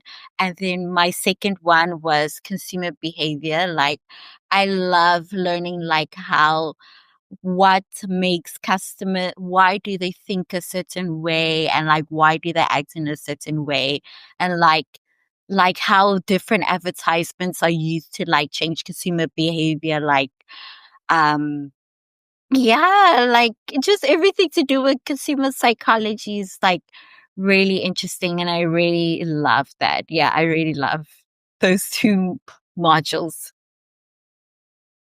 That's nice to hear so far. And I think for be- because with me, I'm in final year for my course, and for the second term, I got a brand management module. So that will be cool to see now that you have mentioned that.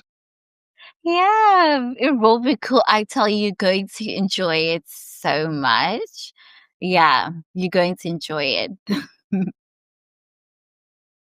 Thank you so much. And I've like wrote down some like awards which you have won during your time at university, which do like include the Ray of Sunshine, Long Service, Merit, Yeah. and Dean's List. Would you be Yeah. able to give a brief explanation just about these like awards you have won? So, the first one, Ray of Sunshine, I got it last year. So I was part of this society called the Northwest University newspaper. So I was under the marketing department for that. So the Ray of Sunshine Award is like just basically someone that brings positivity light into the office, the working environment, and like I just one who you demonstrate like I encourage people to have positive vibes. I encourage people, so I got that award. Like it was my first like growing up award for my society, so I really enjoyed that. And then the Dean List, actually, I got it 2 years in a row, so that was for my hard work in my undergraduate. Yeah, it was a lot of hard work to even get it, and like undergraduate is a lot of work, so I was very happy when I got that, the Dean List. And you also mentioned one other award, Merit Award. That's it, yeah. So yeah, so my Merit Award is like, it's like students that get like 75% and above average, and then they give us like a student discount on our student fees. So like not everyone gets it when I was in my undergraduate. So it's like they just give us a discount on our student fees. Yeah. Yes. You label yourself as a people in view, as a people in view enthusiast, and I wanted to ask, how did that passion for branding and business start? So my passion for business started and business and marketing started actually when I was a really young age. I think I wasn't really aware of it.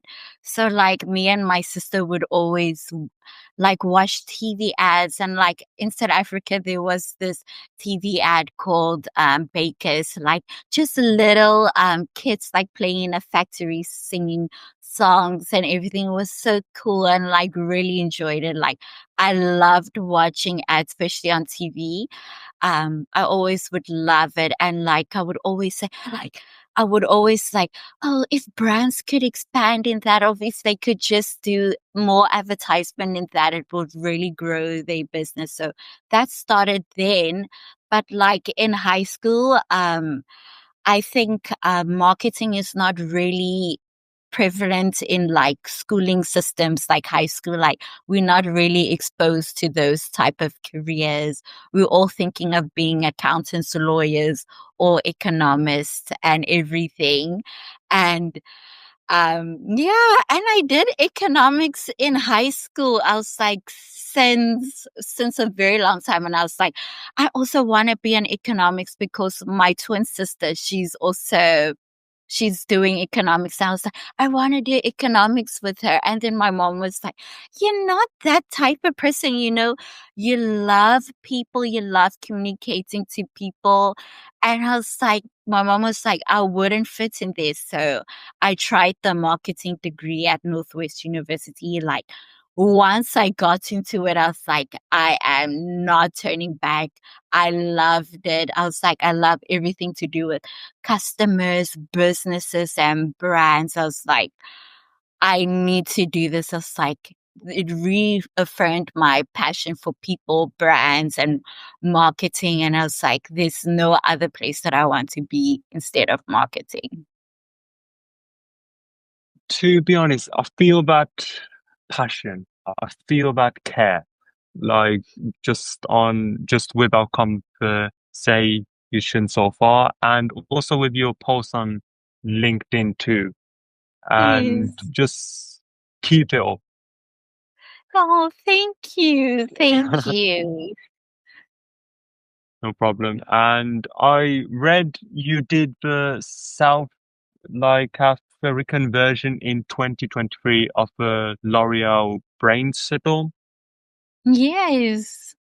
And I just wanted to ask, what did you do there, and how did it help you to build your skills? Oh, actually, with the L'Oreal Brainstorm, I think also in the UK you guys have it, right? The L'Oreal Brainstorm Challenge. I think so. I think it's during the summer months, maybe. Yeah. So the L'Oreal Brainstorm. So that year that I was in 2023, we had this challenge like with teammates, where we had to innovate beauty using technology, and like you compete with like a lot of students in different universities. So me and my teammates Sorry, can you see me? Okay. So we created this concept of using 3D or an augmented reality. So the customers will go on TikTok and like put the filter on, and then the hair dye. So they would do like the filter would suggest different hair color dyes that would suit their hair, and then after the customer like choose their favorite hair dye on the color, they go straight to their e-commerce page. While we weren't shortlisted based on that idea, but it was really a good I really enjoyed it. So with the L'Oreal Brainstorm, it's just like It's encouraging students to be innovative, like using technology, thinking beyond traditional things to because our world is evolving, like using technology to solve customer issues and brand issues. So yeah, I really enjoyed it. It really taught me to take in consideration technology and innovation thinking in everything that I do. And I think now I'm really we should really be innovative in everything that we do, like in our businesses and brands and marketing, because customer behavior, our customers are really changing really fast. Their behaviors are changing. So we really need to keep up with those changes. Yeah. One thing you do mention is marketing research, which you describe as a golden tool behind customer insights, product development, brand growth, and strategic decision making. And Yeah. you mentioned that about market research. I wanted to ask, is market research your favorite part of marketing, or is there another part or two parts which you favor? Yeah, but let me just start first because I know people are gonna watch this video. They don't know what marketing research is. So marketing research is actually, it's more like researching, but we're researching business problems, why is that issue, why businesses are facing that issues. We're getting behind the nitty and gritty parts of business issues and how businesses can expand. So it's you could say something more like market research, but this one is more focused on marketing businesses and brands, and then marketing research is only focused on customers only. So marketing research, I was how I feel about marketing research is I'm a bit neutral, and it's a lot of work. I'm not going to lie to you. It's a lot of work. I'm not going to lie to you, but it's really needed. I think in every space, in whatever organization, everyone starts with the research before approaching any issues, any customer issues. Everyone starts with the research, expanding into new markets, other international markets. Everyone starts with the research first. So it is the golden tool. It is the golden tool. It is the golden tool because we can't do anything without it. It's really needed. And I feel my lecturer told me last semester was if you do marketing research, every organization is looking for someone that is that knows marketing research. So it's a very valuable skill that every organization needs, and every student should actually have that ability to do market research or extensive research. Yeah. But luckily for marketing students and business students, we all have that. Yeah. Yeah, it's a pretty similar feeling on my side too. I don't like doing it, but I see why the need to go out and do it, because it's good for looking at these problems, writing up plans, and just for future reference too. Yeah, it is true. Yeah. And I've roles and I've seen your experience. There's so much. There's so much. And I've got some roles here which include the Woolworths beauty fashion Yeah. internship, speaker coordinator, and performance curator for TED Talks. And I just wanted to ask, which was your favorite role, and how do you pick up these kind of roles and opportunities communities and so on? So actually, I love both of them, the ones that you're talking about, TEDx. So UCT has TEDx UCT here, and also the Woolworths Fashion, Beauty and Retail Internship. So with that one, actually, my favorite was actually the Woolworths Fashion, Beauty, Home Internship, because I really got to experience like the whole retail sector at like it's so big. It was like, you think retail is just the stores. I was like, yo, behind the scenes, there is so much people at work. It's like, it's a big machine. I was like, wow. I was like, oh my goodness. So we just like, so what do you guys have Woolworths in the UK?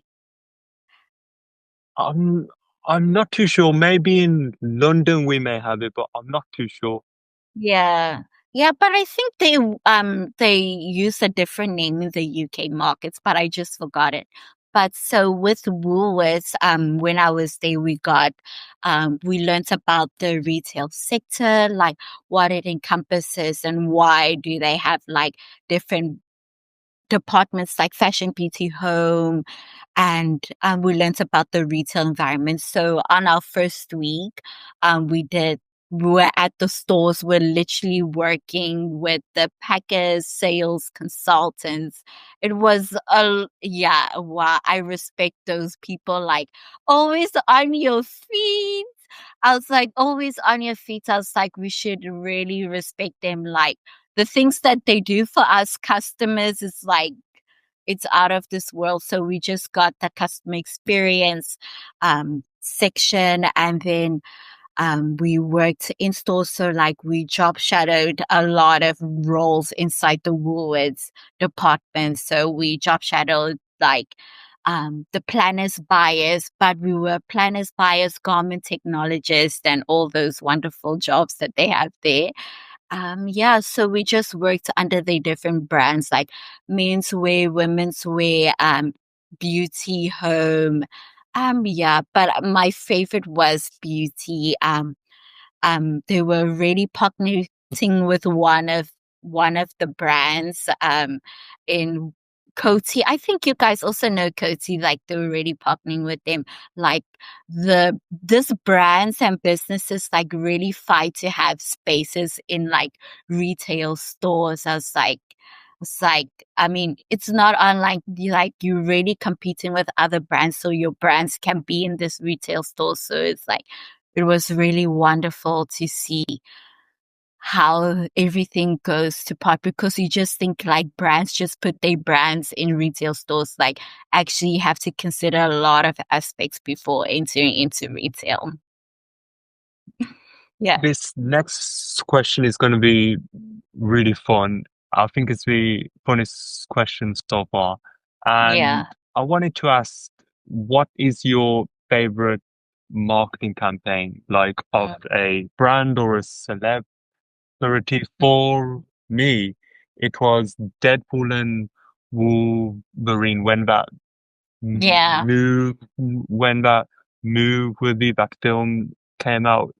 You could see Hugh Jackman, Ryan Reynolds, and so like they were with Gordon Ramsay at one point. They were doing the Hot Wings challenge, and it was nice that to see that humane side, like just in regards to that campaign and the characters too of the film. So I wanted to ask, what is your favorite marketing campaign of a brand?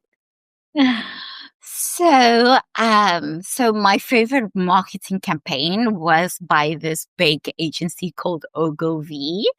So they did this augmentative reality thing on TikTok where they had this problem and like customers are really not doing test drive, and you know how we're all online now on social media.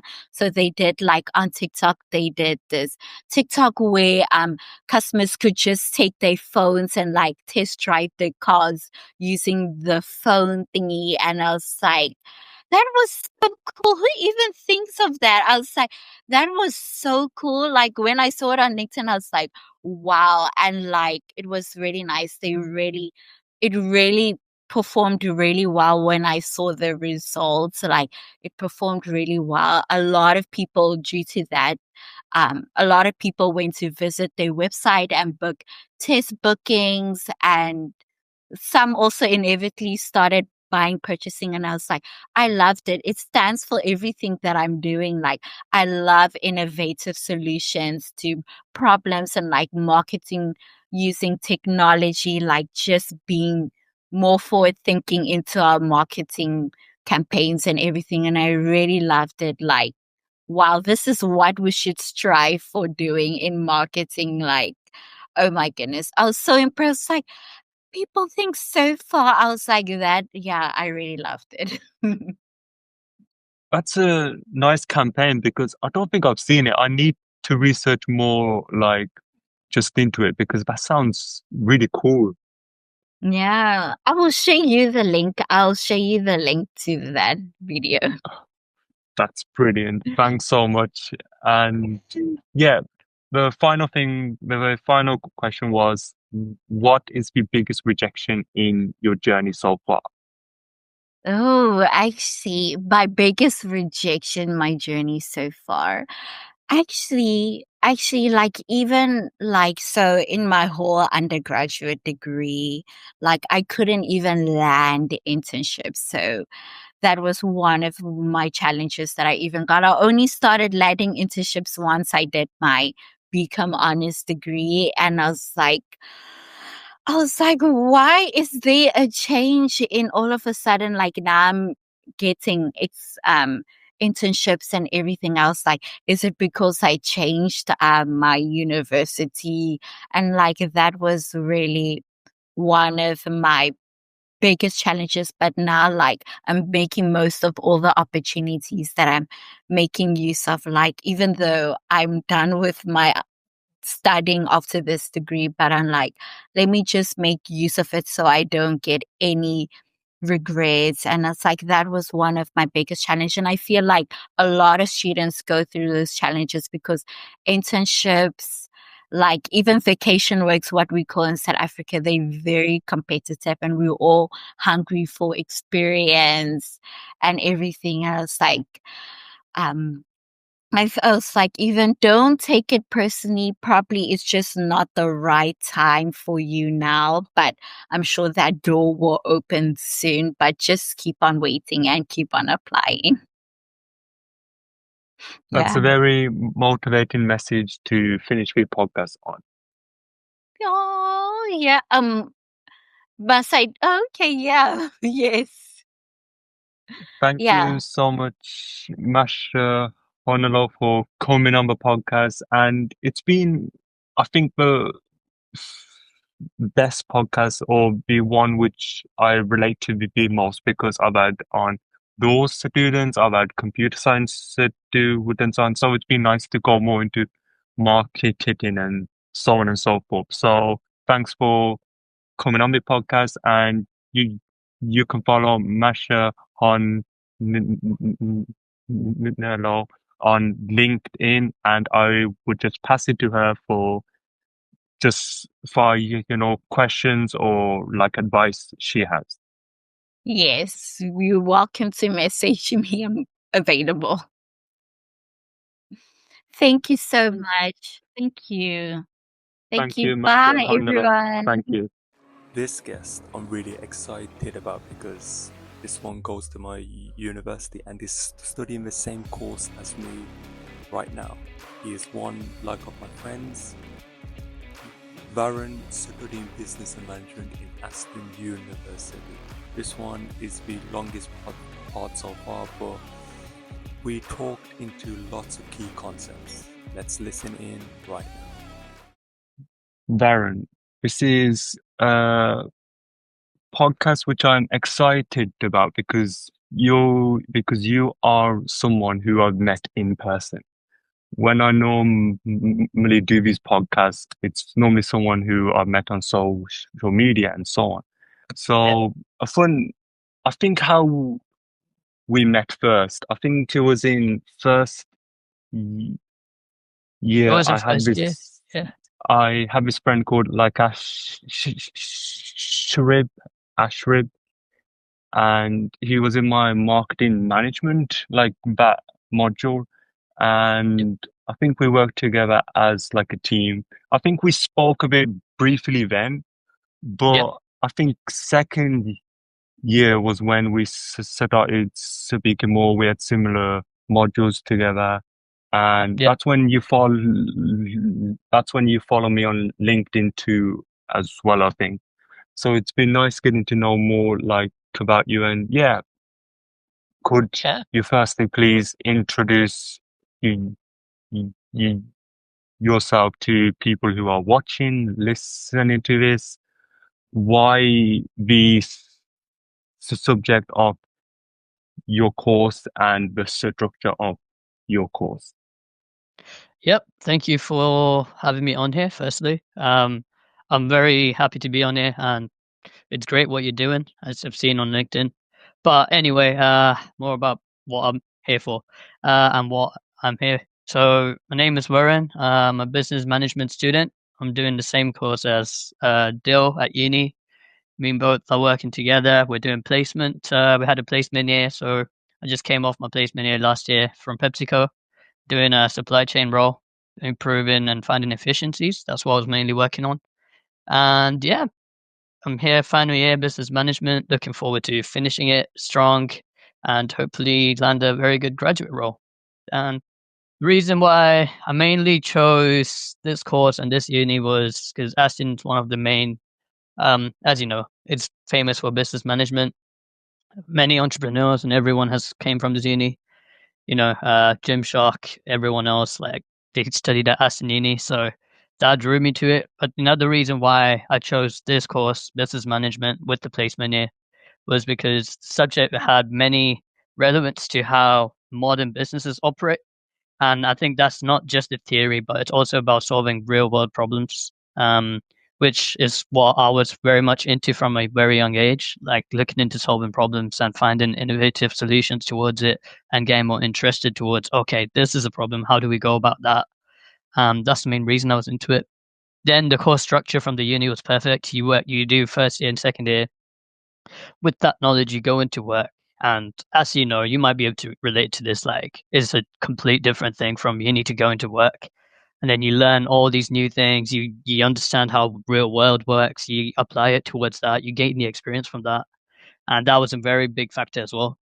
But then as the course starts coming back, it starts with core modules. You know, we all do the same modules. You do strategic finance, you do all these financial things, marketing, and all this, which is really good in a way because it builds a strong foundation for you, I believe, as a student. I don't know if you relate to it, but for me, it was like, yeah, these things you need it in a business world. You know, if you're doing business management, I'm assuming you're trying to start a business or you're trying to go into some kind of management position in the future, which results in these courses and these modules, which allows us to be really successful in the future.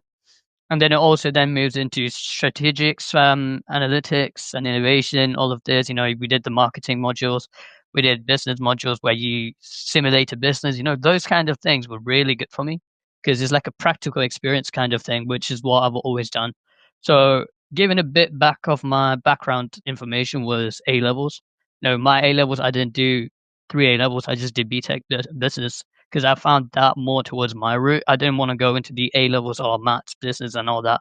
I just did BTech business and smashed it. Came here, and that made me realize that coursework and all of that is what I kind of want to do, rather than just going and sitting on exams. Which is why in my final year now, I've chosen mainly courseworks. Haven't gone into many exams because I don't feel like that's my kind of studying. You know, with courseworks, you research, you analyze, you get more extensive research. You actually like understand the subject a little bit more, I feel like, and then you use that knowledge to apply it to business cases and everything. So that's why I think it's very good. But then again, over this year, when I reflect upon it, the progression has definitely helped me develop more, both, you know, educationally wise, some knowledge wise, and practically wise. Like work was just like crazy. I would definitely recommend anyone to do the work experience for a year, even if it means taking off a year from uni, because you get the experience when you come out. You know, you're not you're on a different level. You have experience. You're seen more valuable towards companies. And second, you know how what to expect when you go back into work. And that's definitely something I would recommend. We also worked on live case studies. I don't know if you did. We had VBM, Virtual Business Manager.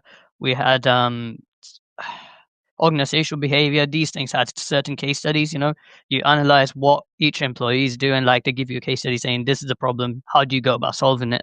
And you come up with your own solution. So that comes up with your creative side, I believe.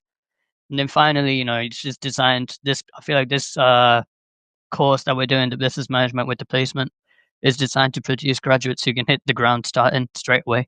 Like it gives you everything that you need. Obviously, you need a little bit more experience in the business world, but I feel like it has all the core modules that you would recommend and you would need. For example, as I've already spoken about, I don't want to repeat myself, but all the main things that we have. So I think that's why I chose this course. You mentioned some good points there, especially with business and management. It covers different. So there's finance, there's HR, there's marketing, there's pathways. With me, when I went to do this degree, I had a interest in business studies and so on, but I didn't know which part. Yeah. And then that was a great thing about the first year which we had, because we had to do the modules involved in finance, maths, science, and all these concepts. So I think if if somebody's listening who's studying business and they're not sure which part, I would recommend this course and the placement year 2, because some people I know, and I'm not sure if it's similar with your case, as well, but they were on the same course, but they didn't do the placement year. They skipped it, and I've been speaking to them now, and what they say is they haven't got that practical tech experience Exactly. when trying to get for that grad scheme job or role. Yeah, it's a bit of okay. Which is why I feel like we're lucky, because you work for a year, right? Even if it doesn't matter what company it is, you work for a year, you gain the experience. It's more about networking, and for me, it wasn't just about. So one side of it was obviously applying what we learned in uni. So you go into work, they're like, okay, can you analyze this for me? And then you realize, okay, this is what I need to do. This is what I need to do. Especially when you're in supply chain optimization, you got to look into many factors. That's insane, like production. You got to look into the production plan to make sure everything's sent out. If not, why is that not sent out? All of that. So in that way, it's good. But I also feel like this is what I feel like, right? Before I went to work, if you told me, "Oh, this is a situation I'm dealing with at work," how do I go about it? Obviously, I've worked 1 year before placement. I worked in duty-free as a sales assistant, but that did not give me the same knowledge as this, because it's a complete different thing going from a part-time etc. job to a full-time job where you just go in 8 to 5 every day and you're banging it out, and the next thing you realize is okay, there's many kinds of things they have to tackle. Sometimes you got to talk to suppliers, sometimes you got to talk to the management, you got to be in the middle, you got to speak to the workforce that's working for you. They put so much work into it. You got to get the things that they need. You got to you're in the middle basically, and that gives you the experience of tackling different situations, I feel like, in real life as well. And I think that's very valuable. I think that's one of the main things that you gain from working for a year. And like you said, the theory knowledge is great. Yeah, cool. It's very good. Don't get me wrong. But if you don't know how to apply it in the real world, you're kind of screwed, because you don't know where and how to apply it. And I feel like that's where this internships, placements, even work experience, even if it's not paid, or voluntary work, or societies, or anything that where you can actually put what you've learned into use is great. And I think that's very important for people. That's the thing, that's the point. if someone's in year and they're watching this podcast, it's like at the start you could like describe and just get away with that. But now you have to put things like into practice, all these theories, all these models. It's like that setup. You have to get there, and I think it's like level 6 where like the certification we are just going into in this course like as well. But it's a setup of like now the lecturers are telling us that we need to like put everything we've learned in the past years just into practice, and that will be the case in the future career as well. Yeah, definitely agree. Definitely. And I think we had a similar path, because before like university, like I went to sixth form, and like I did BTECs. I didn't do maths or nothing like that. I did business, media, and travel and tourism. Business, I've done the best in, which can be seen. And I think we had a similar path. And with me, that's the same focus. Like with me, like coursework is better than doing 1 hour, 2 hour, like exams and tests and so on. So same wavelength there. Yeah. I mean, yeah. Obviously, it depends from people to people, right? But for us, this just works. So, yeah. Of course. And I didn't want to wait till later on in the podcast. I wanted to mention this now because you mentioned it a bit at the start, but the one like of the reasons I got you on this podcast was your placement. PepsiCo. And I just want to say congrats in regards to getting that placement and completing that placement. Yep. Thank you. And I just want to say, how did you go like about getting that placement, and what was the process like, the recruitment and selection process? So it's a bit of a long one. So for PepsiCo, right? So I was just applying for companies. You know how we are as students. The deadlines come in. You know, you got to get your placement sorted out. You just the stress in your mind is just like, I need to get placement. I need to get placement. And I think I started applying from September. So I was starting from early, but I wasn't getting the results I wanted. So I applied for many companies like all the big fives, PwCs, all the main ones in the UK that people apply for. I got through the final stage, and then I got declined. So it was like, what am I doing? Then I had to reflect upon myself, then learn. And I feel like I even said this to my parents the other day. Like for every other company that I interviewed and planned for, I feel like I learnt different things and different aspects of it. So for example, I'll always get to the assessment center. The first 2 stages, easy clearance, like the initial clearance and the analytical side, all of that is fine. But when you go to the assessment centers, I realized that that's where I'm getting rejected. And I realized there's something that I'm not doing right. And normally, you know how it is when you ask companies for feedback, they just give you the most generic feedback ever. Like, you are really good in this and this, but there was just a better candidate. But it's like, well, what can I improve on? You don't get that. And I feel like as students, that's very unfair on us because we put the effort into applying for it, going through all the stages, learning about the company, observing what the company's doing, and seeing if it actually fits for us. And for us to just get that feedback saying, oh, yeah, you basically just didn't get the job, it's like, it really was messing around with my head. Then after a period of time, I came up with this this position showed up in PepsiCo, and it was in Coventry at that moment. So they said there's a role in Coventry, and applied for the job. Got the first initial screening. That was pretty good. Had it with the HR lady. They spoke to me. They said, okay, what you looking for? Are we looking for the same things? You know, making sure we both are on the same page. And then next, it was the interview stage with the manager at Coventry site. I had a meeting with him. Everything went well, you know. And then after that, next thing was he just said, okay, we'll move you on to the assessment centers, where you work with a group of students, they see how you work with others, see what kind of skills you can bring to the place, and I think that was very good.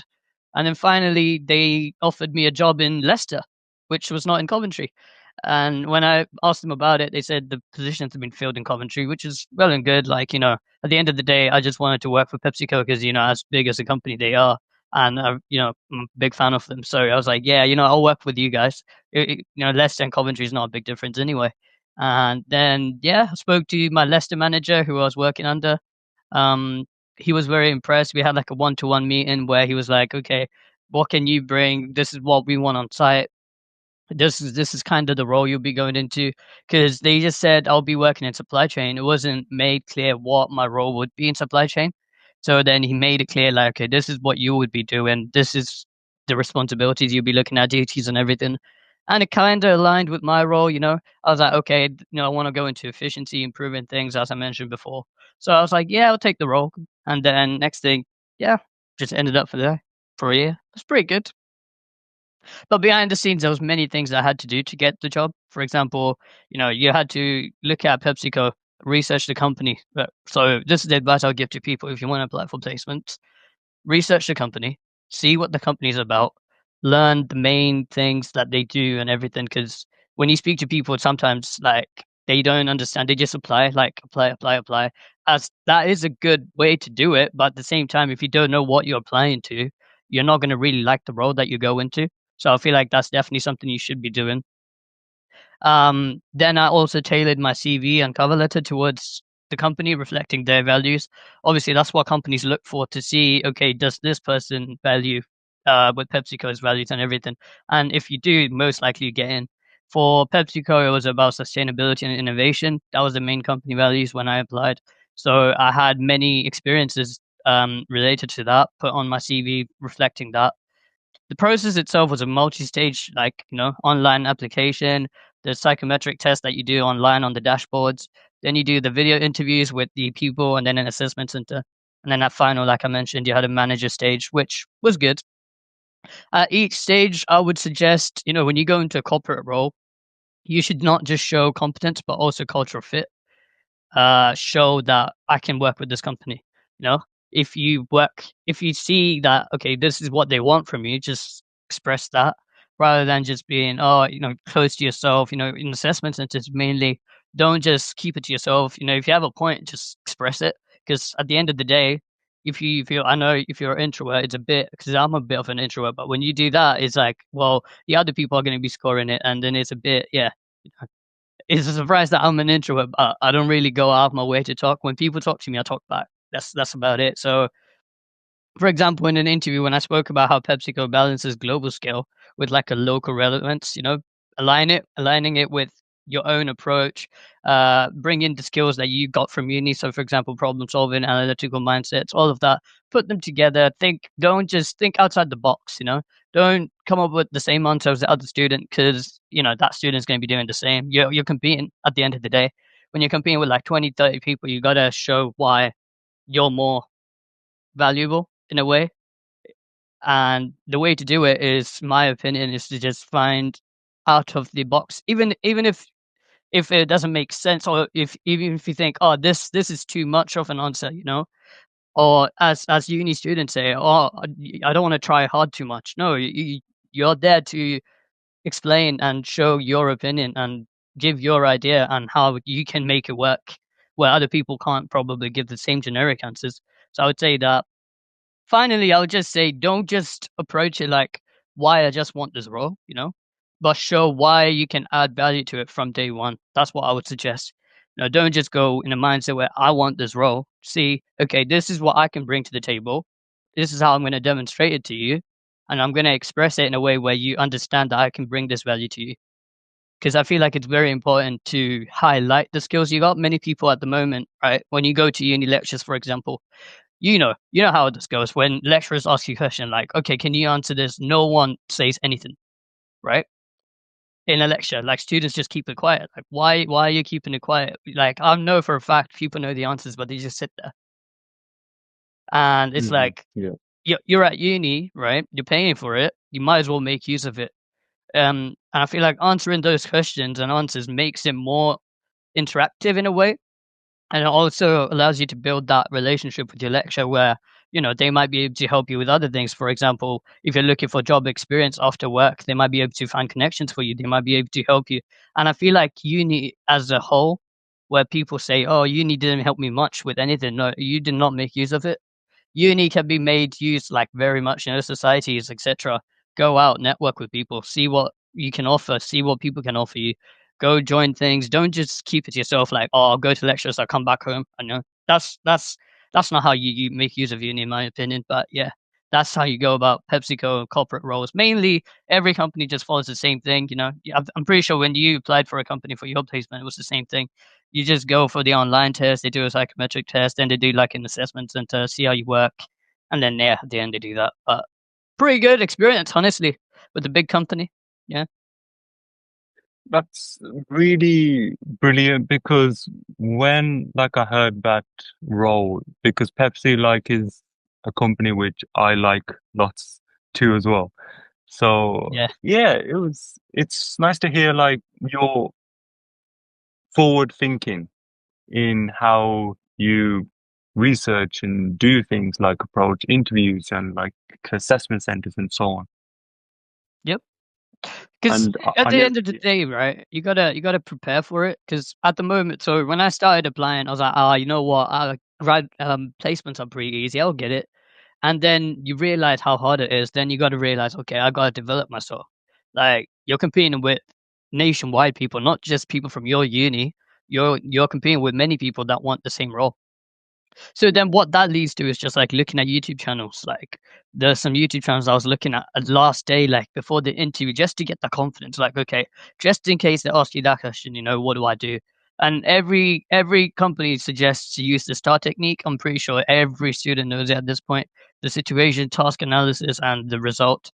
You got to just go through that every day in every question that you answer. And that way your answer is structured. And I feel like that's what let me down in the couple of stages in the first companies because I wasn't using the STAR technique. And then obviously I didn't get that as feedback would have been great. But I realized that maybe I'm not using the STAR technique. Then I realized I used it. And then, yeah, we ended up. And also, obviously, there is luck, right? We can say, oh, yeah, you're applying, you're getting the job. Yeah, well and good. But I feel like there is more towards it rather than just skill. There is obviously you got to put the effort and the skill into it, but I also feel like there is a slight luck that plays into it where you're in the right time and the right place to get the job. it's just said about timing, right? It's all about timing. Exactly. Yeah. Something which you've mentioned, which is common for mostly every single student, and whether in first year to masters and postgrad too as well. Whenever we send an application, we get no response back, or it's just a generic rejection, oh, there was another candidate who had better skills. So there's lack of feedback there. Has this happened to you, which you mentioned a bit before, and what is your mindset to just keep on going and going and going? Yeah, definitely. It happened to me as well. Like I applied for one of the biggest companies that I was looking into. So it was back home where I'm from London, so I was looking for a job over there. Like I said, I went through the assessment centers, all the feedback was perfect. Like I even spoke to the people that were interviewing me. Each stage I just spoke to them like, okay, I know you can't tell me if I'm doing well or not, but if there's anything that you think I can improve on the future, just let me know. That's another thing that I would say people can use, to see actually genuinely get the feedback on when you're on site rather than just online. Because when they rejected me, right, the feedback was just like you said, the main basic email, like, oh, unfortunately, there was another candidate that did better, da da da da da da. But you don't get your feedback, and that is really frustrating as a student. The way I approached it at the beginning was, I'm done with placements. I'm not gonna apply. you know what, screw it, I'll just go work in some company and then put that as a placement. But then you take a minute back, you reflect upon it. Is that really good for your future? Is that something that you want to do? Is that something that's going to help you in the long run? No. So then that's why I said you just learn from your experiences. You see, okay, this is what they've done. You look at how online YouTube, at this day and age, YouTube has so much knowledge to get from. You know, you see how other students have applied it over the years. You go to these online forums where people talk about their experience with the company. For example, PepsiCo. You can see people that have applied to PepsiCo. They tell you beforehand what to expect in a way. Obviously, it's not going to be exactly one-to-one with it, but you can get an idea of, okay, this is what they're going to be doing. And this is how I can improve myself. This is how I can learn. This is where I think I'm lacking. You know, it's just self-critical analysis, honestly, at this point.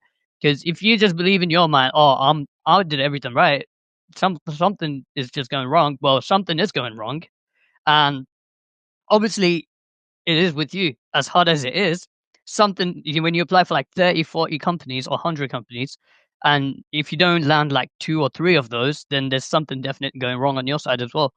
And you know, people got to self-reflect. Don't just think, oh yeah, I'm worthy. Yeah, fair enough. You got to have the self-confidence, but also be ready to learn, be keen to learn, to reflect, see, okay, this is where I need to improve. Because I've seen many people that just go, oh, you know, I've had all the skills. It was just company, like they just, yeah, it's just politics. And you know, that's not the right way to approach it. As the beginning, you just want to find something else to blame onto. You know, you don't want to take the responsibility for it. And I feel like that's one of the main things you should do. And then just learn, look at what you can see on forums, YouTube, LinkedIn, for example. LinkedIn is a very good place to network with people. You know, I've networked with you. We're here. You know, obviously we met at uni before, but the opportunity to be on this podcast is like insane. So you know, things you gotta just make it work for yourself. You know, network with people, see what they can think. So even now, after I finished my placement, I'm still in connection with many people from work. You know, if I want to go back in the future to PepsiCo, or if I want to go to a different company, you know, they might go to a different company. They might be able to recommend me into that company, and that way, you know, you build doors. The doors are there. You just got to open it, connect with people. Even at uni, join societies, I would say. But coming back to your question of what do you do when someone rejects you from a placement, right? Just calm down, deep breath, think about it. All right, this is what I did well. Reflect what you exactly said. Okay, what could have gone wrong from their perspective? And just self-reflect. Okay, this is where I need to improve that skills, and just keep applying. Just don't give up, because one day you will get a company. Because I was about to give up, and then next thing you know, PepsiCo came in. You know, everything just worked out, and we're here now in final year. So don't stress about it too much, and just keep going. That's it. That's some nice tips there, to be fair, especially for people going to placement year and starting to do their search this year. So I think it would be time, like this kind of time, to start researching, like find out which companies, which sectors, and get the CV and cover letter just perfect, like, because with our university, we have CV 360. So this tool, it like tells us on like formatting, layout, and all these kind of things. So try to just leverage as much as a university's tools as you can. Yeah. I would also suggest, that gives me a very good point. Every uni, I'm assuming, has like a CV center. So I'm pretty sure we had it, where we had to go in a second year. So one of the modules, you literally had to write up a CV, and you go to the careers department where they go and review it, and they tell you this is where you need to improve, this is where you need to improve. And I think these slight things that uni do for you in a way helps you streamline your CV for placements. So that kind of gave me the idea, and that's where we got introduced CV 360, for example. That is a very good tool. Even today, I've been using it for my graduate roles.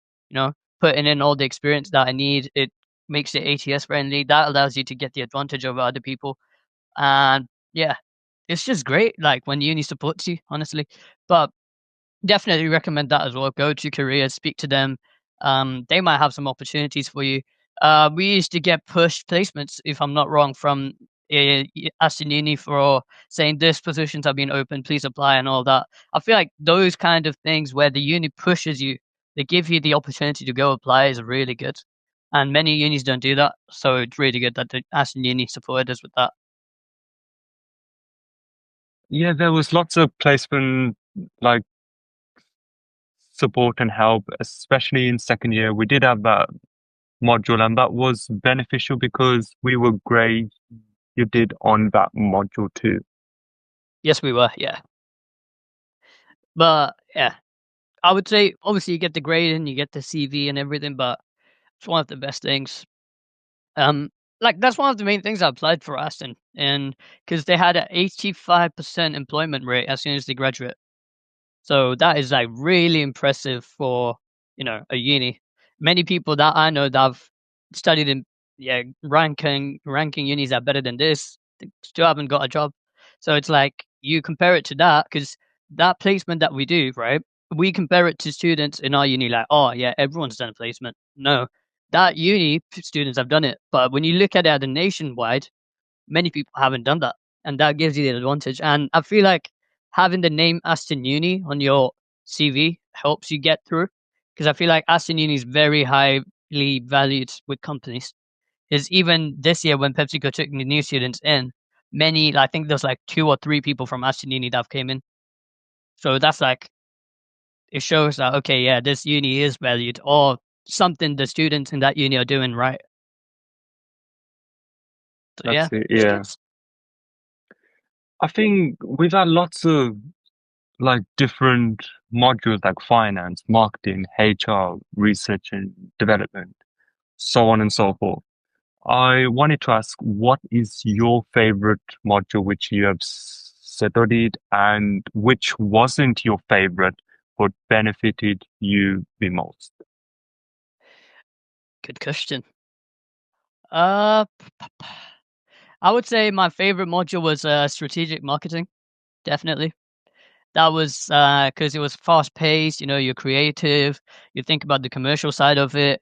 And we also ran simulations during that module, like a real brand launch, that was really good because you like get every week you get like a situation analyzation to do.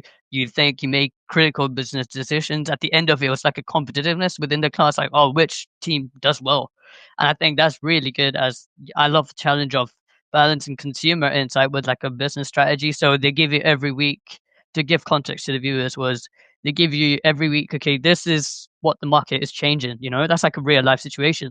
Market is changing rapidly these days with AI and everything, and you got to make quick decisions and make the right decisions so that your business is successful.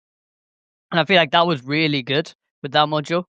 On the flip side, the module that I benefited the most, but I didn't really like or didn't really want to do at the beginning, was business analytics.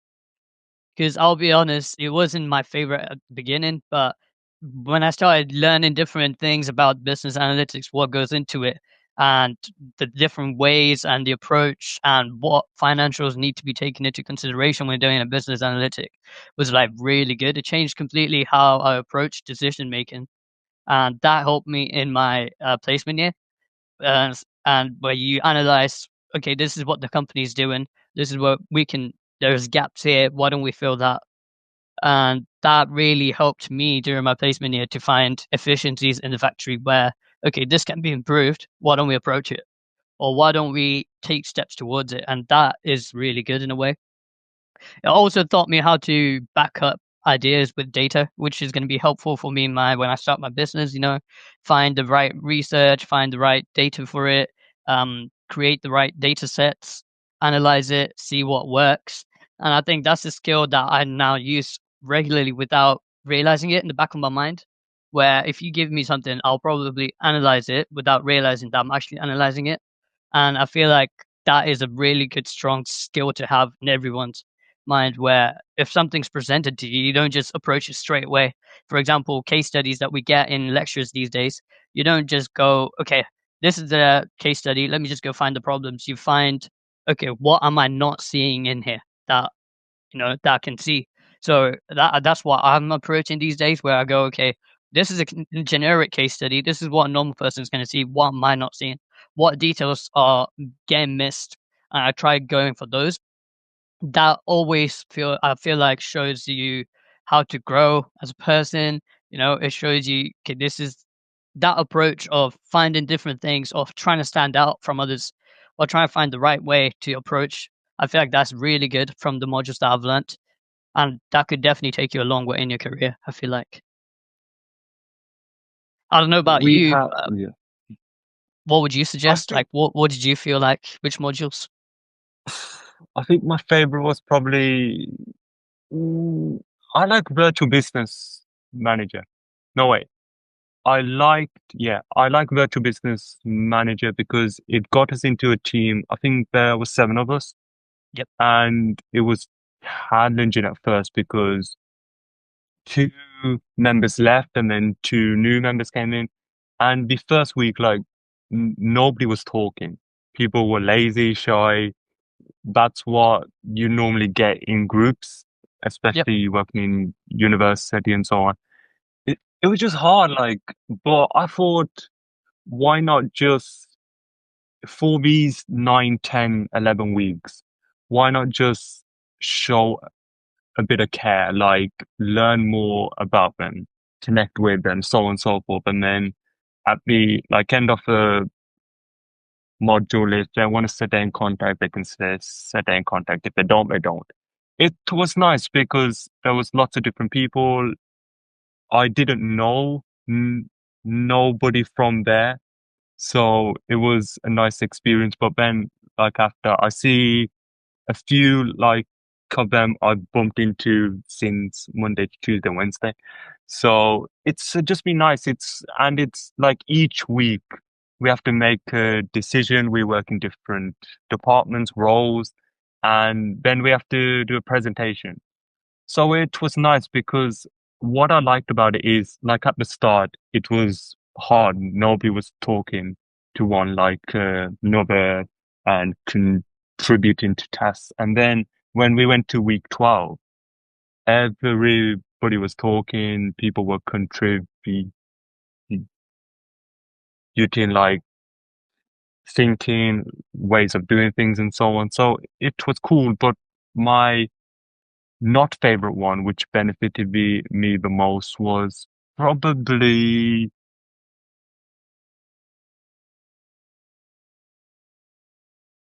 it could have been the first year module we had, like accounting and finance, like Oh, yeah. like an introduction to that. Accounting and finance isn't my strongest point. I don't like it, but that was a module where I got the highest marking.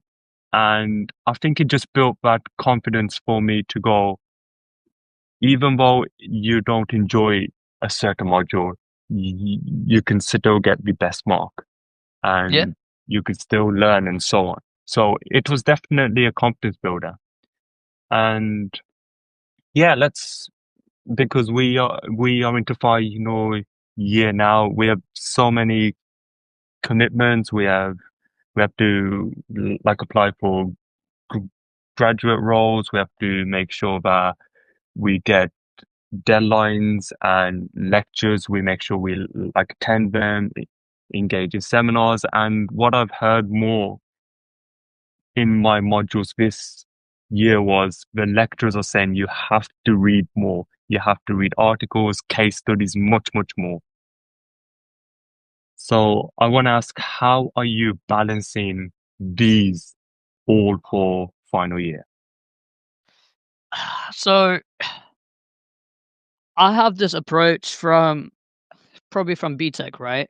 Where I realized that final year for uni is more of the academic excellence and, like you said, the career readiness. Both of it comes into play. You got to look at the grades. You got to make sure you got 75% of it is going to come from this final year. So you got to lock in for that. And your careers, obviously, grad schemes are coming to a short deadline. They're only open for the next 2 months. You got to apply, and the interviews are going to come through for that. You got to prepare for that. And this has resulted in me having to build a weekly system. On Excel, I've created like deadlines.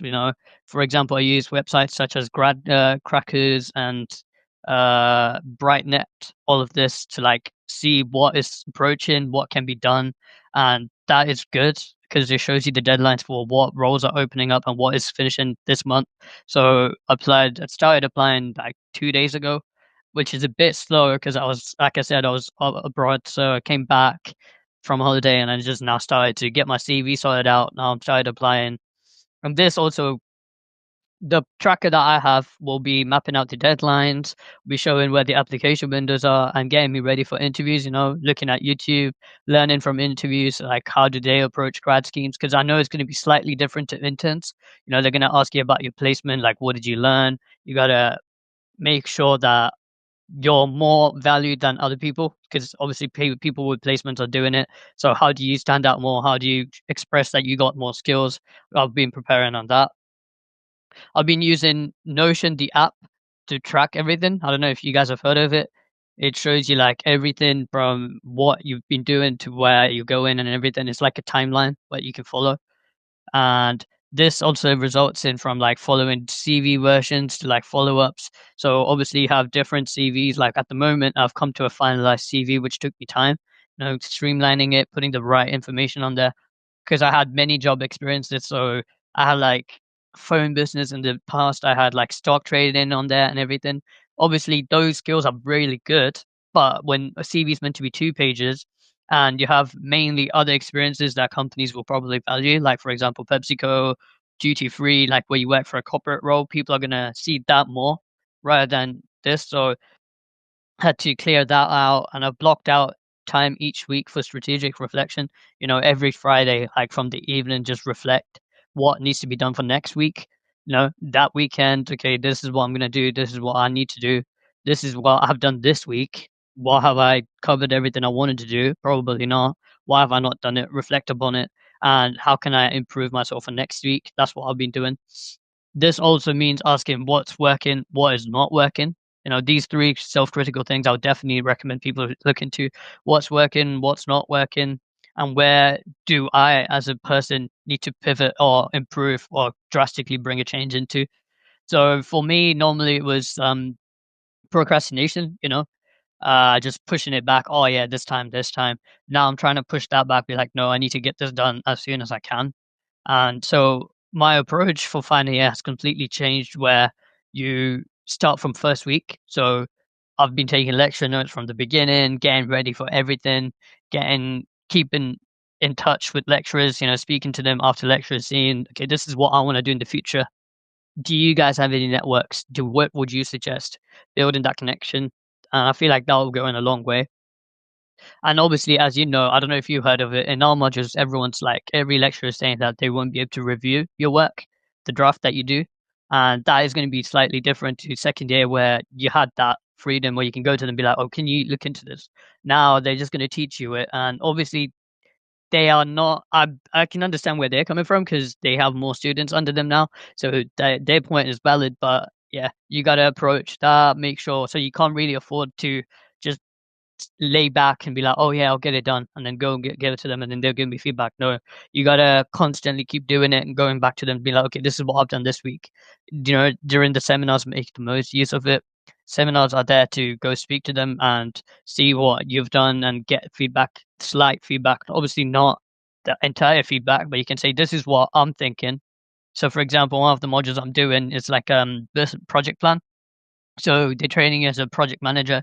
So you go through, you create a project, and then your assessment is basically to create a project plan, that how you're going to approach it, what you're going to do. This is the steps you're going to take, who's going to be involved in it, what's the cost, what's the scope, scope, cost, and quality. That's the main 3 things that go into project management. So you look into those things, and that's really good. I've also been attending employee webinars. There are many websites that you can use for that. You can sign up to it through emails. They give you these webinars like, okay, during this day, we're going to have it. So in 2 days' time or 3 days' time, I'm pretty sure Bloomberg has an event in Birmingham. Probably going to be going to that one, networking with people, seeing what they are on about, and get that information. And I think that's really good. Furthermore, I'm probably closer to the stage. Like I'm going to be going to university career service, just get feedback, like, okay, this is what I've been doing in placement, how can I make this stand out more, and all of that. But overall, it's just about staying organized, staying proactive, staying adaptable. I think that's very important, to stay adaptable. Some days your plan is just not going to go the way you want it. Just one day you're just going to wake up, you're going to have, oh, I wanted to do that, wanted to do this, but things change sometimes, and I think it's okay. Students need to just calm down. Don't ruin your day over it. Just be like, oh, I didn't do that. No, just take your time back. Obviously, that's not the right way to approach it. Like, oh yeah, first thing in the morning, like something that you planned didn't work. Fair enough. But if you ruin the whole day for that, that whole day is just wasted. So just stay adaptable, think about it. Because at the end of the day, as we all know, the world is changing very drastically at the moment. AI is coming into place. People are losing jobs. It's very hard to get a job at the moment. Inflation's crazy. So all I want to say is just like, take a step back, reflect, think. Don't stress about it too much, but at the same time, don't just be lethargic. Like, oh yeah, I got the job. Don't worry about it. Nah, you gotta be proactive. Just keep looking for opportunities, and yeah, just be ready. That's what I've been approaching my final year and my grad roles and everything. You've made a really good start, to be fair, because you've got your CV, you've got the tracking sheet. I've got a tracking sheet as well with companies and deadlines too. So that's cool to see we are on the same wavelength there. But Yep. mine's more in regards to marketing roles. So you won't face competition from me on that side of things there. That's good then. And I'm just trying to go into project management roles, so yeah, you won't be facing the competition from my side. Makes sense, and that's really good to hear, to be fair. And I to be wanted to honest, apply for marketing, to be honest, mate. Well done. Marketing's really good, you know. I had interest in it. yeah. I might Okay. apply, you never know, but you know, it might be a competition. One question. Okay. All right. Yeah. Well, I've seen you in person, especially from, I think we've met each other like 2, 3, 4 times. Yep. And I noticed from my perception, you seem very calm and you seem like you got things figured out and you can speak to people really well. And Yeah. that's just from my perception. So I just wanted to ask, how do you maintain that? And was you born like this? Um, I, I wouldn't say so. From a young age, right? I used to just speak what comes to my mind. And when I reflect upon it, so when I was a young child, everyone used to say, yeah, my mom and dad used to especially say, you got to be careful what you say, because you know I'm more of a person where if I feel some way, I'm just gonna express it. I won't think about the consequences. I wouldn't think who are they, none of that. So that resulted in me like obviously it gets you in the right places in the right time, but also gets you in the wrong places sometimes. Um, that's something I've learned over these years, but um, I wouldn't say I'm definitely. I wouldn't say I've figured everything out. I wouldn't say that because at the end of the day, you know, we're in the same boat. We need to get this sorted out. Obviously, in my mind, it's like if you're not calm in your head, or if you're panicking, right, you won't be able to spend the time and quality on what you're doing. You're just gonna be like, oh, this hasn't been done, that hasn't been done. Stressing is not gonna help you in anything. And I feel like students stress over it way too much.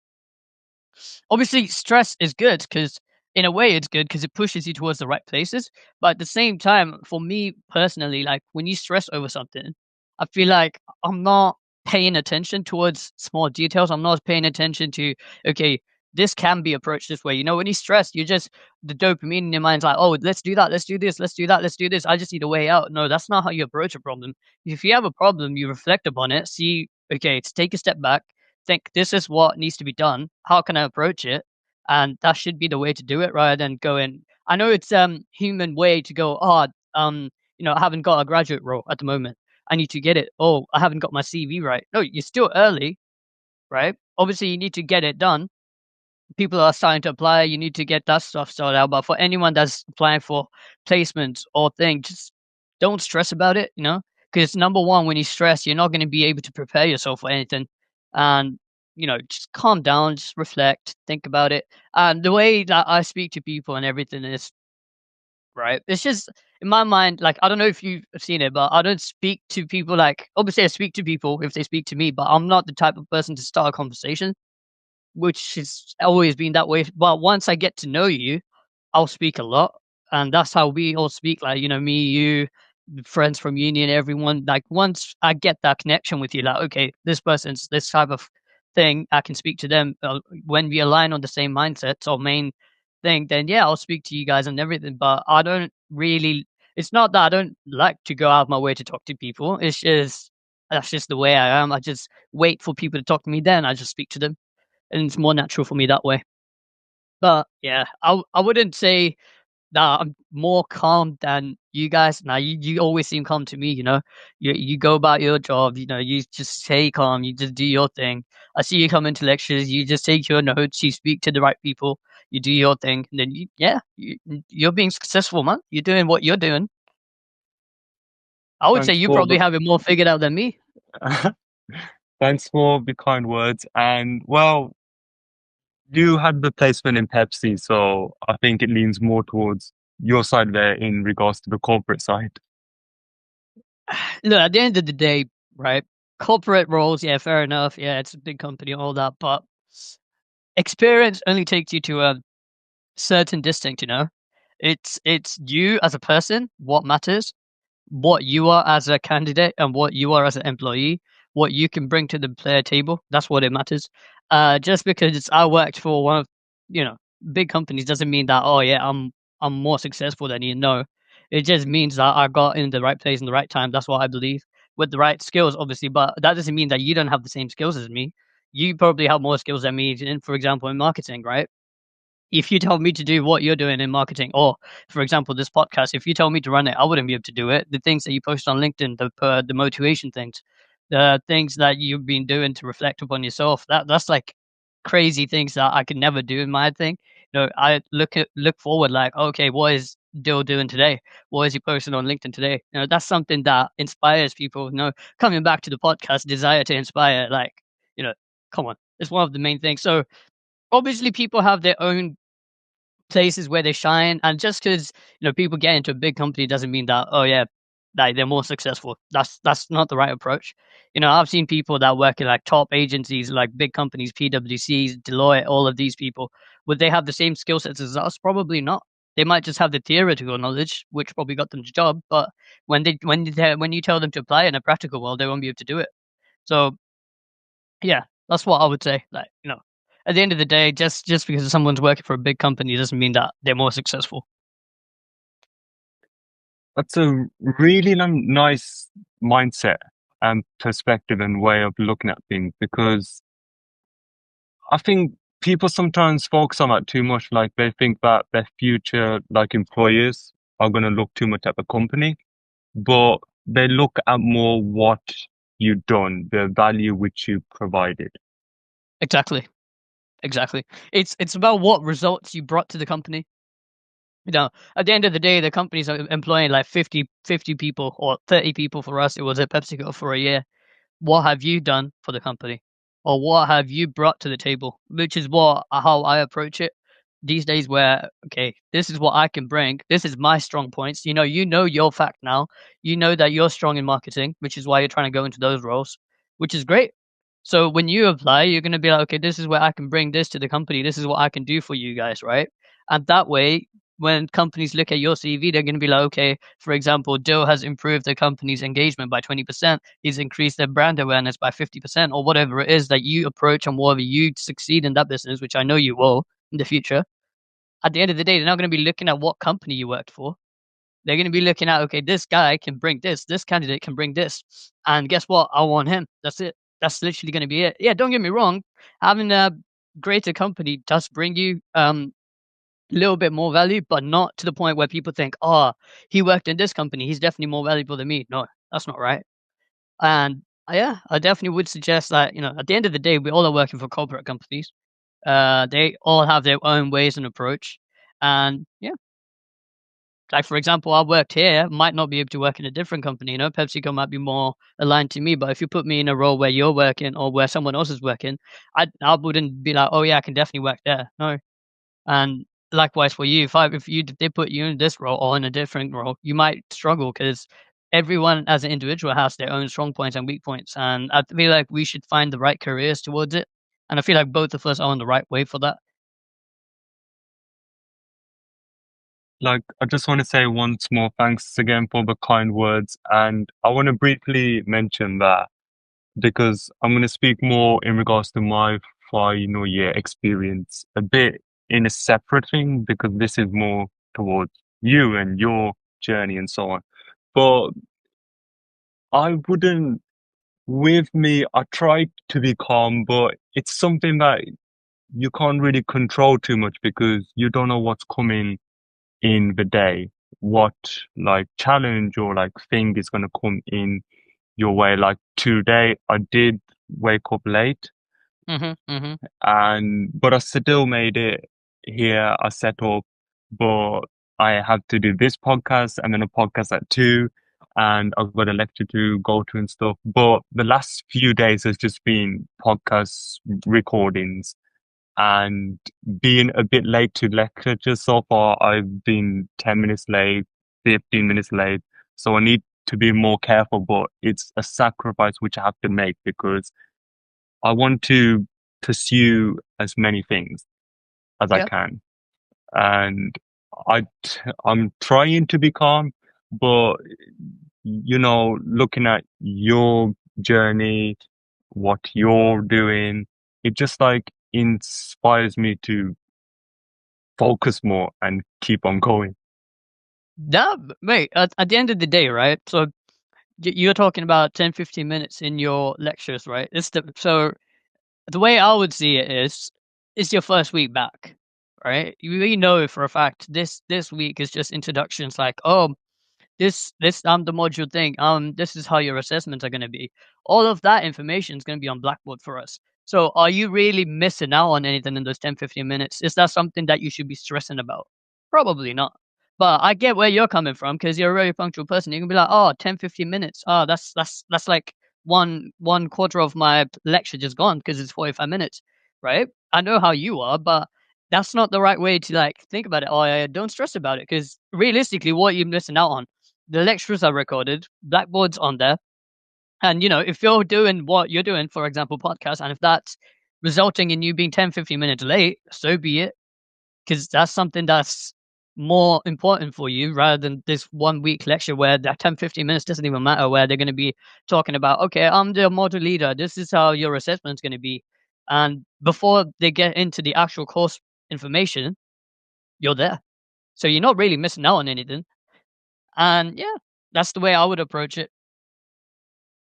You make a lot of sense, to be honest. So I just need to ingrain that more in my mind there. Yeah, just don't stress about the wrong things. That's what I would say. Not just you, even me. Sometimes I stress about it way too much. Like, oh, in my mind, I'm like, what could happen? I come up with these scenarios. I don't know if you do it. I'm like, oh, what if this doesn't go my way? What do I do next? Then you stress about it, and the next thing you know, you're like, your mind's just full. Like, I don't have this mind space to think what I actually want to do. Your mind's just going here, here, here, right, left. This is the problem. That's the problem. Don't think about the worst case scenarios. I always say this to my parents. They always go, if you don't get a uni, you're gonna struggle in the future. I'm like, yeah, but I will get a uni. That's the worst case scenario. Oh, if you don't get a job, you're gonna struggle in the future. Yeah, but that's the worst case scenario. But it's a good way to approach it in their mindset, because when you think about the worst case scenario, your mind just thinks, okay, I need to get this locked in. I need to get this sorted out. And it works both ways. But for me, I just go, okay, I'm not going to think about the worst case scenario. I'm going to think about what I need to do and how do I approach it, and just reflect. So in this case, just reflect, think, that's it. And if this podcast is more valuable, which it seems like to me, right? This is very much valuable. You speak to people, you build a network. I probably haven't spoken to you for an hour straight like this. We haven't exchanged information like this. And that's really good. You gain the experience from different people. And I've seen the other podcasts that you're doing with people. Those people seem very knowledgeable. They know what they're doing. You gain that experience. I'll guarantee you probably ain't going to get that experience from a lecturer, mate, especially in the first week. Because realistically, they're just going to be talking about the module information. And that's how I found it this week, especially where, you go in, they're just talking about, okay, this is the module. And yeah, it's just like group activities and all that. And the actual course information, they start from next week. So you're not missing out on too much. You are absolutely right. Absolutely. And yeah, the final question which I had, because we went a bit over, but it's not something to stress about, is what, because you've touched on this a bit before, but what is the biggest rejection in your journey so far?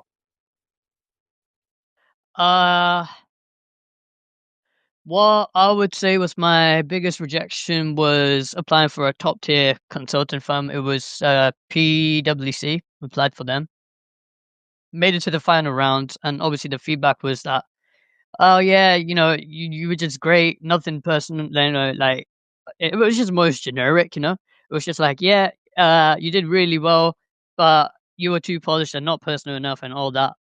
So then that hit me really hard. And that way, then I realized I should prepare like really like extensively, go through it, find what I actually want to do. This is where I've lacked. Okay. Then I realized that I've focused too much on being perfect. I used to be that person where, okay, I need to make sure I get it bang on. Like, this is what I want to do. And that doesn't really sound very, not every company wants someone that's too perfect, in a fast-paced environment where you got to make the right decisions, right places. If you're too perfect, you're taking time, and that went the other way around for me. And that also, I felt like, made them feel like I'm not that more of a human. When you're too perfect as a robot, people see like a bit of a weirdness in it, and that I feel like impacted it. That moment taught me a lot when they said that. So then that resulted in me reworking my interview style to be more, conversational, more authentic, not just like answering the question and then just sitting there like, okay, yeah, that's the answer. Me and you are having this conversation. This is how I normally attend interviews.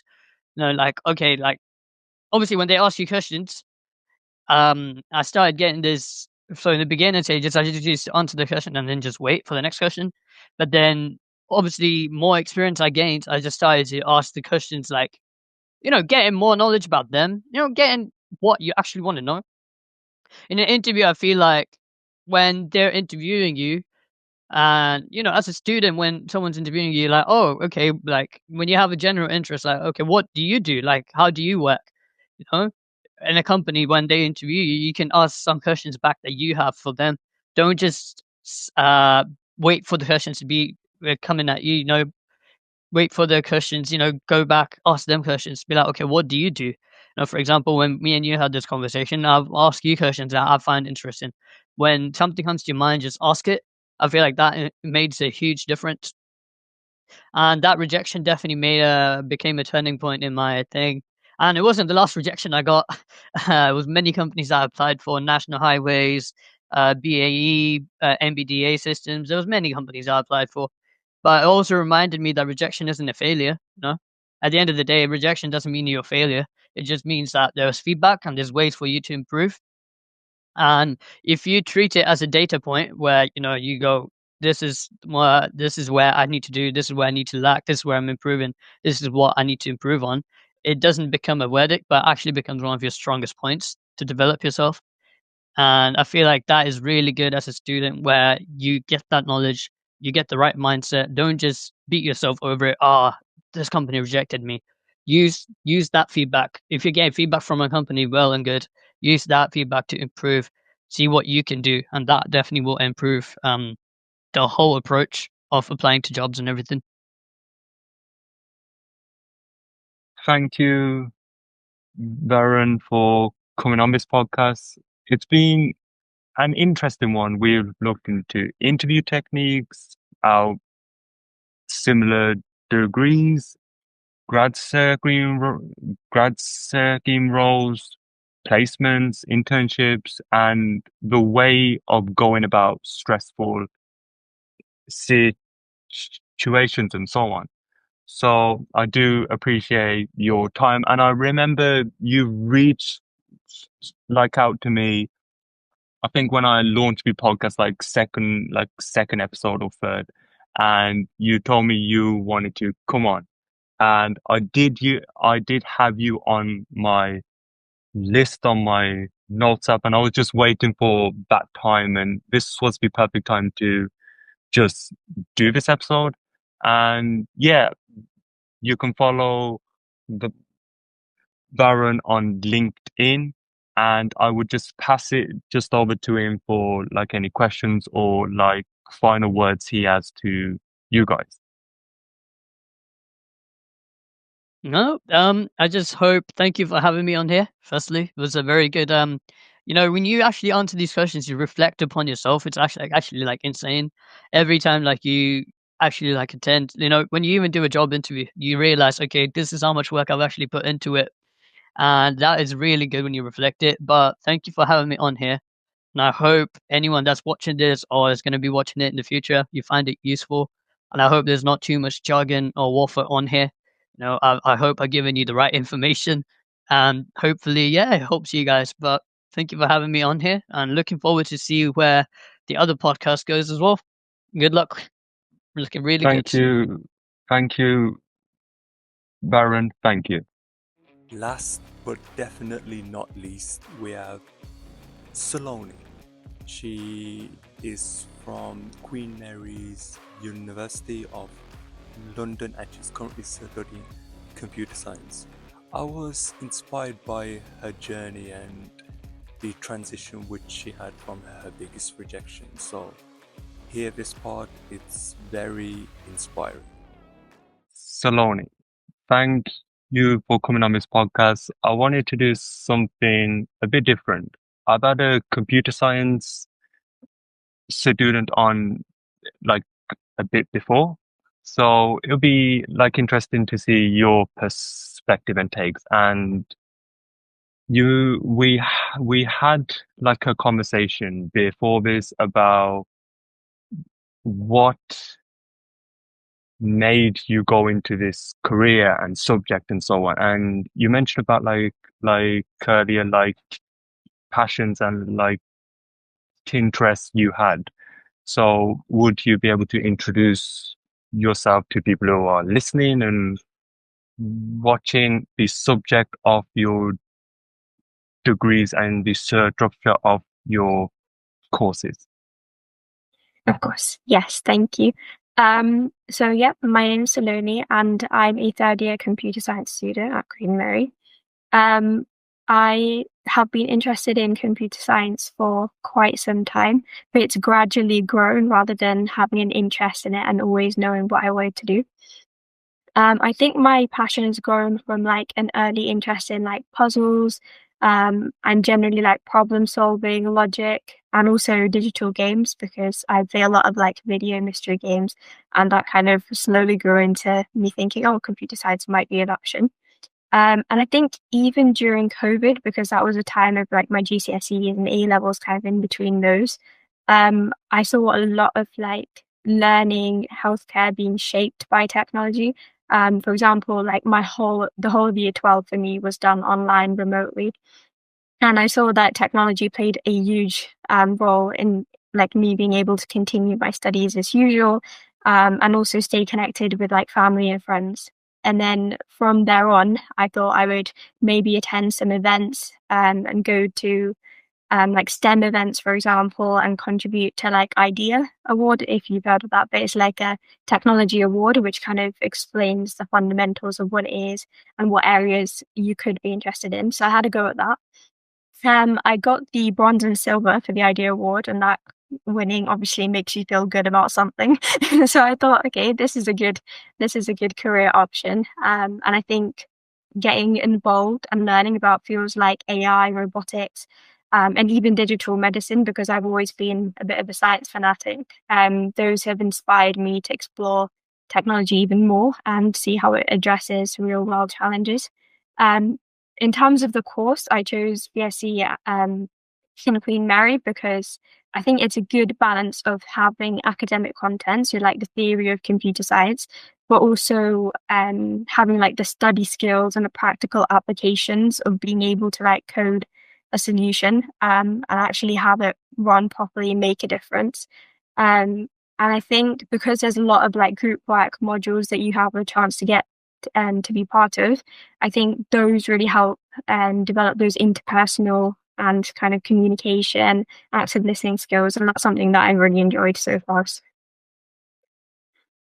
You did mention just about the awards which you have won so far, and I've got a l- list here which does include the bronze and silver and contribution to the STEM events. Could you tell us more in regards to this? Because was this specific to your course or university, or did you get this from work experience?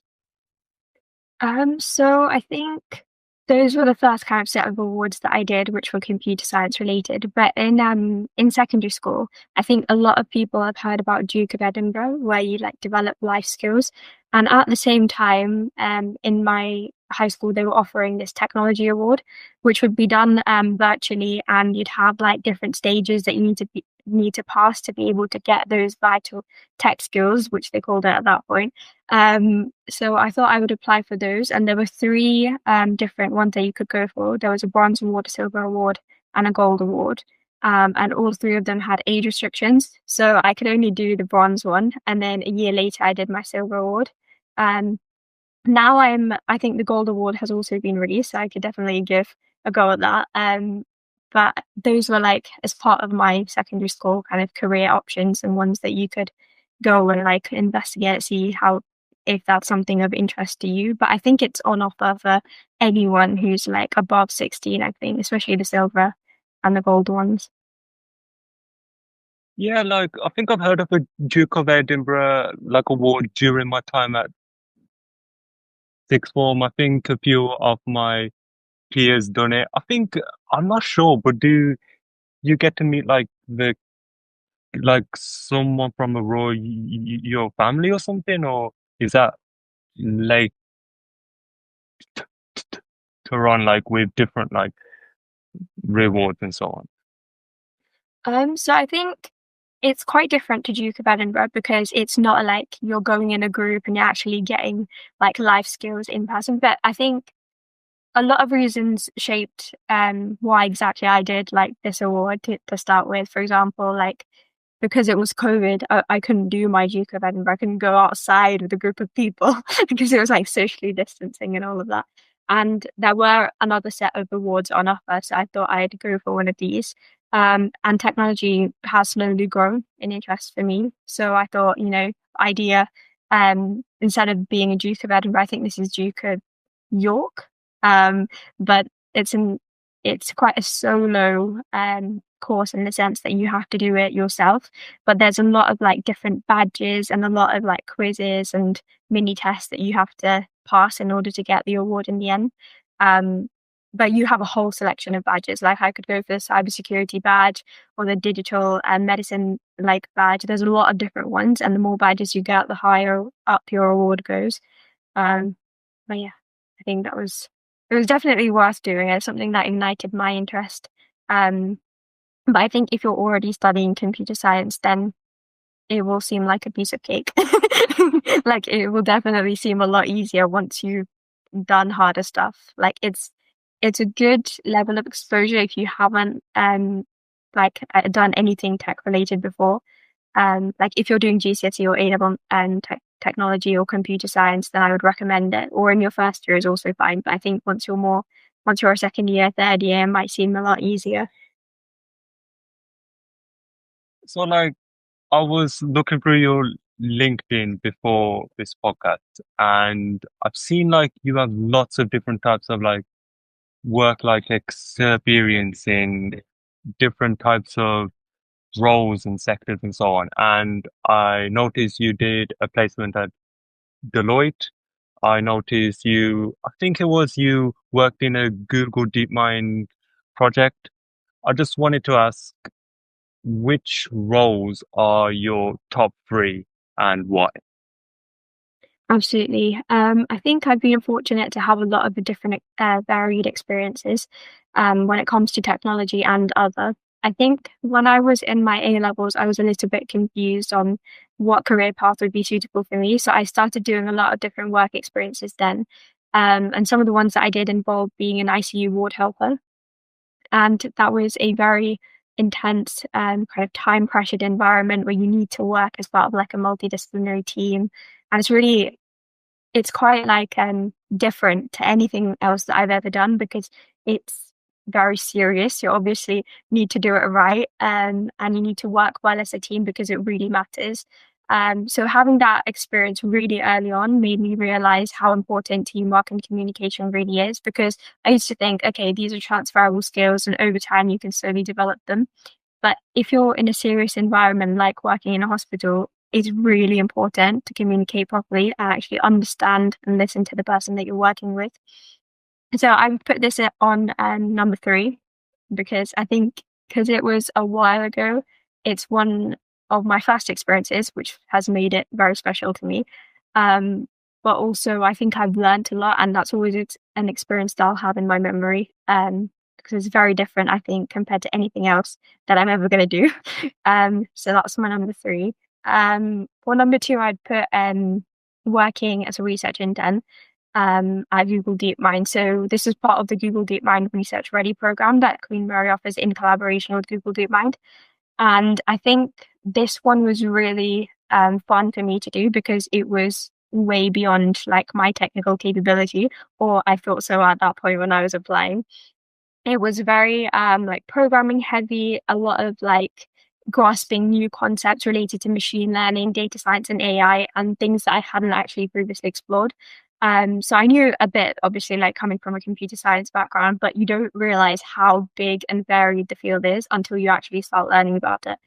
And so when applying for that internship was an interesting experience in itself, because I had to do an interview with my lecturer and some people who are organizing the program. And it was weird because I speak to my lecturer so often, and now he's interviewing me for an application. And it was very different to like, in terms of the application process, to like corporates, if you apply to those. So the application process was different, and the actual program as well, it was very technological, very heavy in terms of the concepts. And I had to make a project alongside one of my peers on a kind of agentic AI gaming sort of project. It was called like state versus similarity environments. And that was really different. It was like I didn't know much about gaming. I didn't know much about agentic AI or variational autoencoders, which I developed with my peer, but it was all way more complicated when I started it because I didn't know what was going on. But as the internship progressed, I slowly developed that knowledge. And also as part of the internship, I had an opportunity to meet so many people, like talk to them, really people who are really experienced in the field, know so much about it. And that was another part that I really enjoyed. So that's one that I recommend for Queen Mary students, technology or not, it's definitely worth applying to. And that one I'll put at number 2 because it's a relatively recent experience and I learned tons out of it. So that's definitely a good one. And my number 1 will be a technology analyst at Deloitte. I put this at number 1 because it's the longest one that I've ever done. I've had the Google DeepMind one was 8 weeks. I've had other ones which have been 6 weeks with Amazon, or like 3-month internships in summer. But this was a whole year. It's part of my degree. So I've done computer science with an industrial experience year. So I had 2 years of computer science. My 3rd year was working solely with Deloitte as a technology analyst, and now I'm back for my final year. And it was a really interesting and fun experience because you meet so many people who are industrial placements, who are graduates, and they've all come from like different backgrounds. So you get to speak, really understand the power of networking, because I'm still in touch with some of them today, and I would be so interested to know what they go on to do. And the role itself was also very different. It was in R&D technology, which is research and development. And there was a lot of different like concepts, a lot of cutting edge tech, a lot of like financial concepts that I learned. So a lot of different things all crammed into a year. And although a year seems like a long time, I feel like every single month has been something different. And I've learned a lot from that as well. So it's definitely my number 1 experience. And also my recent one, because I only finished 2 weeks ago. So that's definitely very clear in my memory. Like, let's say for students thinking of taking a placement, year, is that something beneficial, or should they just go to the final year? I think you should definitely go for a placement year. Um, I feel like when you're younger in university, like your first year, second year, etc., you're doing your bachelor's degree. It's really good to have experience early on. Like once you started working in a full-time job, nobody's going to ask you, do you want to come for a 3-month summer internship? Or do you want to come in for 2 weeks and just try it out? Those kind of experiences that you have for short term, but give you so much in return. Those are ones that you won't get later on in your career. So I would say it's really important and it's really good for you to make the most of it early on. Like if you're in your bachelor's degree or your master's, even at PhD level, you'll find a lot of different internships, industrial placements, which are year long, or do like a year abroad as well. All of them are going to contribute to your learning experience in university overall, and they teach you a lot. Like doing a year abroad is going to teach you like life skills, plus you're working, it's a completely different environment. And when you know nothing, you can proudly say that by the end of it, I learned so much. Like it totally like brings a different perspective and you see yourself grow. Like personally, I think in the first and second year combined of my computer science degree, my placement year has definitely made more of an impact on me. Like I've personally grown, my skills have grown, whether that's interpersonal skills or technical skills. And I feel more like mature and ready to like take on final year as well. So I would say definitely go for an industrial experience. And I think applying can be difficult in your second year because you're applying at the same time as you're studying. But if you need help, then I'm happy for anyone to reach out on my LinkedIn. But also, I think Queen Mary offers a lot of kind of guidance as well. So I spoke to Craig, and Dola has been in touch with me the whole of my placement year, and they're always available in the Peter Landings building, and you can drop in and ask them questions and they will support you. So there's plenty of people at Queen Mary to support you. Plenty of ex-students who've also done placements and have got graduate schemes, so you can always ask them. The alumni is always people that you can go to. But all in all, definitely a placement year is great. It's a great opportunity and I would definitely 110% recommend it. Yeah, I definitely agree with you as well because I'd done a placement year last year as well. So we're at a similar stage, like I'm going into year like now.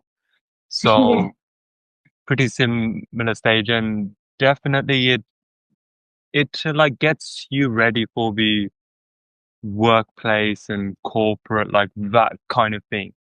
Because Yeah. I think it's better having it like in the middle as well, because you study, you do it, and then you're going to find, a year after. So I think that's definitely beneficial.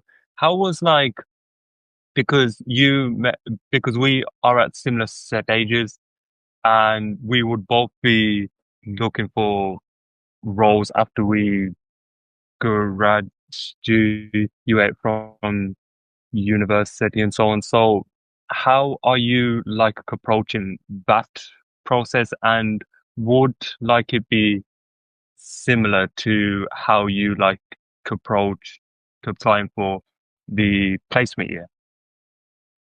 I think applying for placements and graduate roles is very similar. So it really depends on the company. Like some companies, they'll have very similar application processes or the same application processes for placements and graduates. But some have slightly like longer or slightly shorter ones for placements. So for me, after doing a placement year at Deloitte, I think the application for placements was a lot longer. Just because the company is so big, they hire graduates every year and they hire the same amount, but placements is only a recent thing. Like they didn't always hire placements. It's only happened for the last 1 to 2 years, and the amount of placement students that they hire is very small. Like there's just not a lot. So because obviously like you have so many people applying and only a handful actually do the placement, so it's going to be a competitive process. And it was longer, I think, than that graduate process. But saying that, other companies, if they know that you're in for some internship or a placement and it's only 3 months or 6 months or 12 months, then they might have a shorter process and they might ask you to just do like a video interview, in-person interview, like a HR call. And it could be just 2 to 3 stages, which is a lot better. But I think, yeah, it really depends on which company it is. Sorry, what was the question again? Yeah, so with placement and graduate process, is that similar in terms of the process, and what are you preparing right now to like apply for those graduate roles? Have you started yet? Are you sorting out your CV? Are you thinking of which companies? Where are you? Yeah, no, yes, thank you. Thank you for saying that again. No problem. So I've talked about applications to companies and how they vary for placement and graduate roles. In terms of where I am at the moment, so I've completed my placement year, and that was 2 weeks ago. I've started my final year, and as of yet, I think because I've just finished my role, it's probably some time for me to like reflect and understand where exactly I want to go into, because just as important as it is to have a lot of experiences, it's important to reflect and think about which area you want to go into. Because, for example, tech is such a big field, right? You could go into cybersecurity, you could go into AI, you could become software engineering professional. You could do something that's completely unrelated to tech, but still somewhat related, like be a fintech professional. So there's a lot of options. So taking a step back and having a chance to understand where I want to go is a stage that I'm at the moment. Maybe in a couple of weeks, I think I might start applying for graduate roles or apply for other experiences that I think would help me with my final year, or just before I step into like a full-time role. But I would suggest obviously applying early is like, I think, the best tip. That's the best tip alumni have given to me, and it's the best tip that I would give to you, is to apply early, because the earlier you apply, the higher chances are of getting the role. But even in terms of like applications, like I would say don't stress too much about it. Your CV is something that you should have updated all the time. Like you've done a new experience, you've had an inside week or something, and you need to update your CV. I would just say do it straight away, rather than thinking like 2 months later, oh, I was going to apply, but my CV is not updated. I'm not going to apply till my CV is updated. Just keep your CV updated on the go. That just means that when it comes to applying, you've seen the role open up, you can just send your CV straight away. You don't have to be like, oh, okay, it's going to take me time, and then it takes you another month or 2 to get your CV to the standard that you want it, and then you finally send it, but it might be too late for the deadline. So keep your CV updated. Even if you're a first year at the moment, you recently joined university, keep your CV. Whatever stage it is, if there's not a lot of experiences, that doesn't matter, you get those experiences. But yeah, have your CV somewhat ready, in a good shape. And if you do need to send it straight away, then it should be like readable, spelling, grammar, all of that should be correct, and it should be at a stage where you can send it. Like I've had my CV originally where I sent it was like 2 or 3 pages long, which is too long for a CV. So I had to really cut it down over time. But even when I sent that like 2-3 page CV to an employer, they didn't say, oh, why is it this long? So your CV doesn't have to be perfect. Like some employers recognize that you're still in university, you're still way like ahead, like way beyond graduate roles, or you're not going to go into a full-time role straight away. So you don't have that many experiences, and that's okay. You don't have to wait for your CV to be perfect to apply to a role. You can apply whenever. But also, I think other than that, like, don't stress about it. Like, even if it's a summer internship, a placement, or a graduate role, the right role will come to you. Like, it's just as important for you to think this is the right role for me as the employer to think you're right for them. Don't step into a role because that's the only role that you got and you think it might just be worth having that experience. Like, only do if it's right. Otherwise, it might end up being a waste of time. Like, I've been there. Early on, I was like, in first year, I'll just go for every single thing that I get, and it'll be something, it'll be worth it. But some experiences are too similar. Like if I've done 2 programs, like for example, if I do the student consultancy project at Queen Mary and I do a Q Taster program, and they're both teamwork, they're both working for a real world company, the skills that I'm going to get are very similar or the same. It's the same, like active communication and teamwork and all of those. And you'll have a chance to develop those later in your career or when you do your internships or your graduate roles as well. So bombarding yourself with a lot of experiences and too much that it becomes hard for you to manage is also not recommended. Like, just go for the ones that you think will actually help you. But yeah, I think that's the tips that I would have anyway. Those tips are really nice because having a CV ready, and which is like, it has to be good for the system as well. So it has to pick up almost keywords and so on and so forth. And one thing which I want to say is, you mentioned about communication skills. You mentioned about team working. How do you like improve your creativity skills?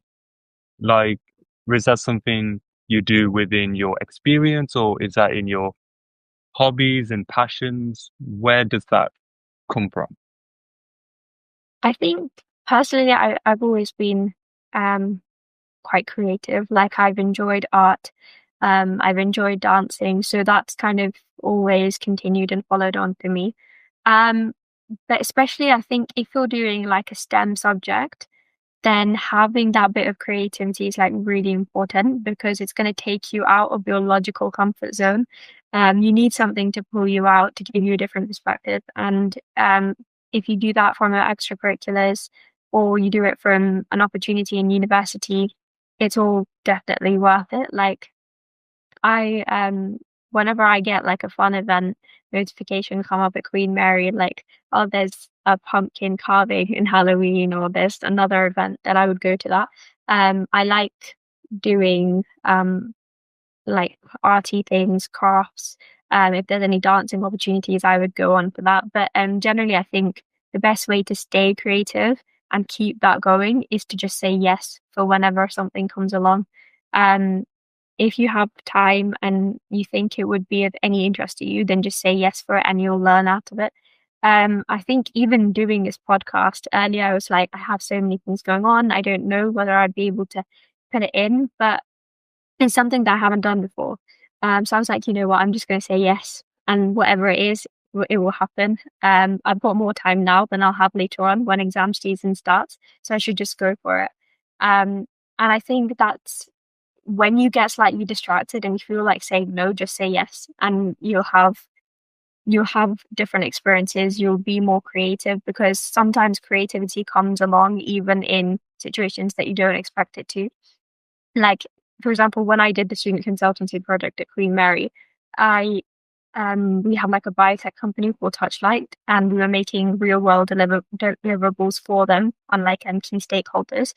And I thought, okay, this is like a really logical thing. I need to make a presentation, I need to make deliverables, I need to work with my team, and I need to get it done. But actually, there's a lot of scope for creativity. Like, if they said a presentation, right? They didn't say it has to be a Microsoft PowerPoint. You can go ahead and you can make a Canva, you can make a whatever poster, like whatever suits you. You can add creativity in situations, and it gives you a really good perspective and it makes you stand out. So definitely do things that enhance your creativity. But for me, it comes through my arts, through putting my hands in different things, and really just trying out new experiences, which I think that keeps me going. Well, I'm really happy to hear that in regards to the podcast, because I wanted you on this podcast because I've seen your experience. We've been talking for like some time now on LinkedIn, and I just wanted you to share your takes, your experience and so on. So appreciate you for saying yes to this podcast. No, absolutely. I've really enjoyed it. I think it's always good to share your experiences. Like, people who have shared it with me, I'm really grateful because I've learned a lot from theirs. So yeah, you don't always have to learn from your own. You can definitely share those and learn from each other's as well. And I've really enjoyed doing this. So it's been a great one. Well, I wanted to also ask, what are the top 5 skills needed in your sector and why? Because we've mentioned so much now. So what are your top Yeah. 5 in this sector? Yeah. I think there's a lot of different skills that are really important in technology, and it's very varied, and you could say any 5 and they could be equally as important. But for me, after the experiences that I've had, and the course that the kind of projects and tasks that I've been part of, I think the ones that I would put in my top 5 are problem solving at number 1, because technical roles involve tackling complex challenges. Like any technical role that you will go into, if it's technology related, it will have problem solving. I think in terms of working with your team, you're working with your team to solve a problem. If you're working for a client, you're either trying to consult them, if you're in a consulting job, advise them on something, provide guidance, and you're trying to get them at a stage where you're helping them solve their problem. So there's always a problem to solve. And I think rarely will you ever get the best solution, and sometimes it's okay to just not get the best one, but at least be able to solve things in a way that you get to a stage which is appreciable. So I think if you're in technology, problem solving is just going to be a daily thing. So having strong problem solving skills and supporting that with critical thinking and resilience is something that's really crucial for navigating any teamwork task, navigating applications for graduate roles, or navigating any setbacks that you have, and finding effective solutions for those. It does require a lot of patience, because sometimes the right answer is hard to find, but you will get there eventually. You just got to be persistent and just keep going for it. Said that metaphorically, but it's also very important. If you're doing coding, for example, you need to problem solve to get to a solution. You just need to find different ways. Even in coding, I had a question come up once in a midterm exam, and I was overthinking it, and I thought, how can I answer this question? And thinking about the complicated ways to do it. And then I left that question and went and did all of the others and came back to it at the end. And I realized, actually, you know what? There's such an easy way to solve this. What was I thinking the first time around? But sometimes just going back to a problem also helps. And you might not see the right solution the first time, but you will definitely see it at some point. So just keep going for it. The second one that I would put is communication. I think communication is important in any career that you go into. I think because we need talking is important, right? If you're working in a team, it's important to talk clearly, communicate in a nice way, make people feel comfortable, so then they will share their ideas with you. You don't want to work in a team and just say your ideas and then move on and everybody does what you're saying. You want to take people's contributions in. This is also really important. Employers at the moment, they promote diversity, inclusion, because different opinions give you different perspectives. And that's really important. Having those different perspectives is going to make your product or your end solution so much better and richer. So it's really important to communicate effectively. And even in your day-to-day, if you're asking questions to a lecturer, you want your question to be clear. You want it to be easy to understand, so then you get the answer that you're looking for. So think about your communication once in a while, I'd say. And even when you're doing applications, it's a skill that employers are really looking for. They're looking for effective communication. So I think that's one to reflect on, to see what you're doing at the moment and how you can make it better. Also one that will come with time. I'm a much better communicator than I was when I started university. And that's just happened naturally, through the experiences that I've been part of. So the more that you do, the better it will get. So not one to stress about, but one to think about. And number 3, I'd put teamwork. So I think IT sounds like a very solitary field where you're just working by yourself and you have a laptop and you're just getting on with your work. But actually, collaboration is really important in technology.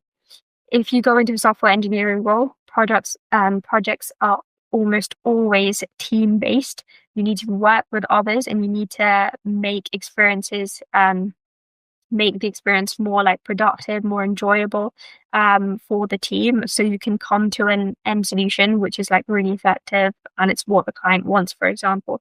So practicing teamwork, you can practice teamwork by joining groups and projects.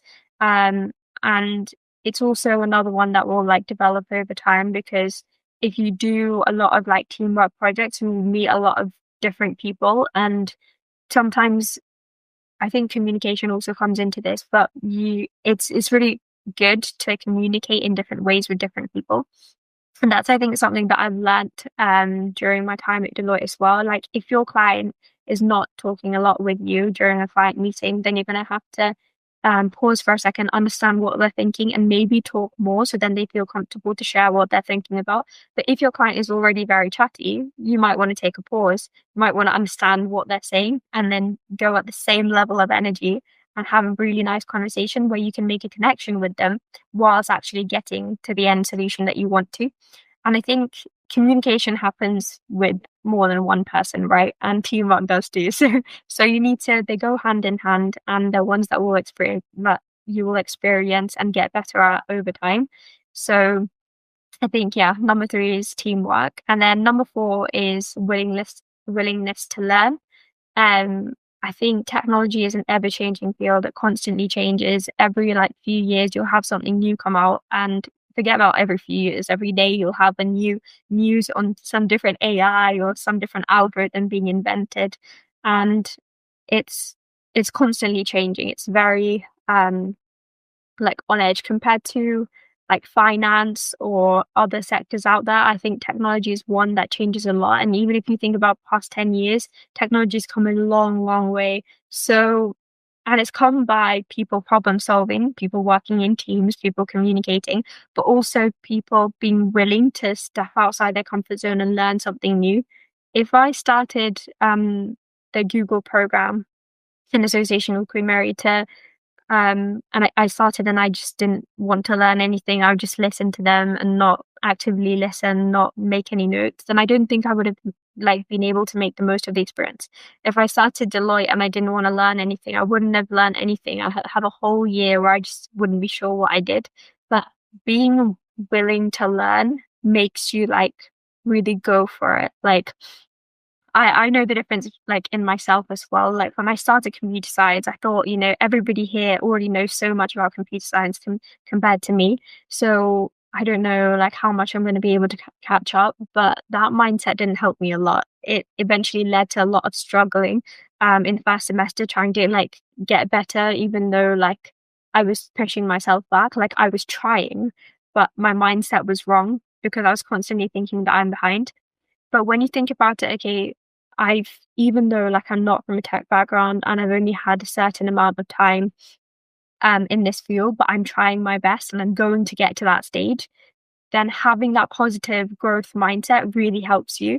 And it helps you to learn a lot quicker as well. Like, I don't know this now, but I will know it, rather than being like, this is something that I don't know I'll ever be able to do. So just think about it in a positive way. Be willing to learn, be willing to grasp all of those concepts and get to the stage that you want to get to. So that's my number 4. And number 5 is adaptability, because rarely I think things go exactly as you plan them. Like, things will always turn out differently. You'll be sidetracked a bit. Things flow differently. You don't have control over everything. And I think being adaptable is really important. So like, when I joined Deloitte, I had a lot of different client projects, and I was like, I'm going to do this one, then this one, and this is going to be the exact plan that I want. But actually, when they put me on different projects like life sciences projects or technology finance, having that mix, things not going to plan, has actually taught me a lot, because I've learned about different fields, and you just have to be adaptable. You have to go with the flow, and you'll keep on learning. If you stick to a plan, it actually can get very boring. So having that bit of change, don't take it as a step back, but take it as something that you learn from. Like, even in graduate applications, I've seen a lot of people who have gotten rejected and they've just not felt good about it and stopped applying. But don't take that rejection as rejection. Take it as like a motivation point. If not this company, it will be the next one. and be adaptable to that change, because they're not rejecting you. There's 1,000 reasons a person could get accepted or rejected. Like, it might be on you, might be on how confident you are, it might be like your communication skills. There's 1,000 different things about an individual as well, and people are looking for different things. So it's not you as a whole. It's just, it might be something that they want slightly differently. And if you're not suitable for that role, you'll be suitable for another. So just take it positively, adapt well to changes, and keep on going. Don't turn it into a setback when it's not. It's just part of the journey. I think my top 5 skills. So problem solving, communication, teamwork, willingness to learn, and adaptability. That's some nice motivation on number 4 and 5. Yeah, I think those are really important. Like being willing to learn and being adaptable to situations are things that get you very far generally. Like problem solving, communication, and teamwork, you'll develop. Like if you're currently studying computer science or any STEM degree, you just practice it so much you don't even realize. Like when you step into a field and you're like, actually, no, I did this project in university, which is very similar. You've already kind of developed those skills, and those will constantly be developing throughout your career. But willingness to learn is something that comes from within. Like you have to actually think about it and take that step that you want to learn something new. And adaptability is also the same. Like don't take it as a setback, take it as part of the journey, and keep changing with situations. Because if it's something new and you go for it, like if you step outside of your comfort zone, you'll learn a lot more than if you just stick to the same path. So actually it's good for you. So take it that way. Absolutely. And well, you would have expected this subject to come up on this podcast. And the questions which I'm going to ask is, do you use artificial intelligence? And when is the first time you have used it and you went, this changes so much for me in how I do things and so on? Yeah, no, I think artificial intelligence has changed things for a lot of people. Like it's changed things for everyone, for corporate companies, for individuals, students in university. It was 2022 when I first started university that ChatGPT came out. And I had the first few months and I was just doing work normally, and then I saw okay, there's an AI, there's something called ChatGPT, and you ask it questions and it's giving you answers. I was like, this is a bit like written version of Alexa. I'm not sure how helpful this is going to be.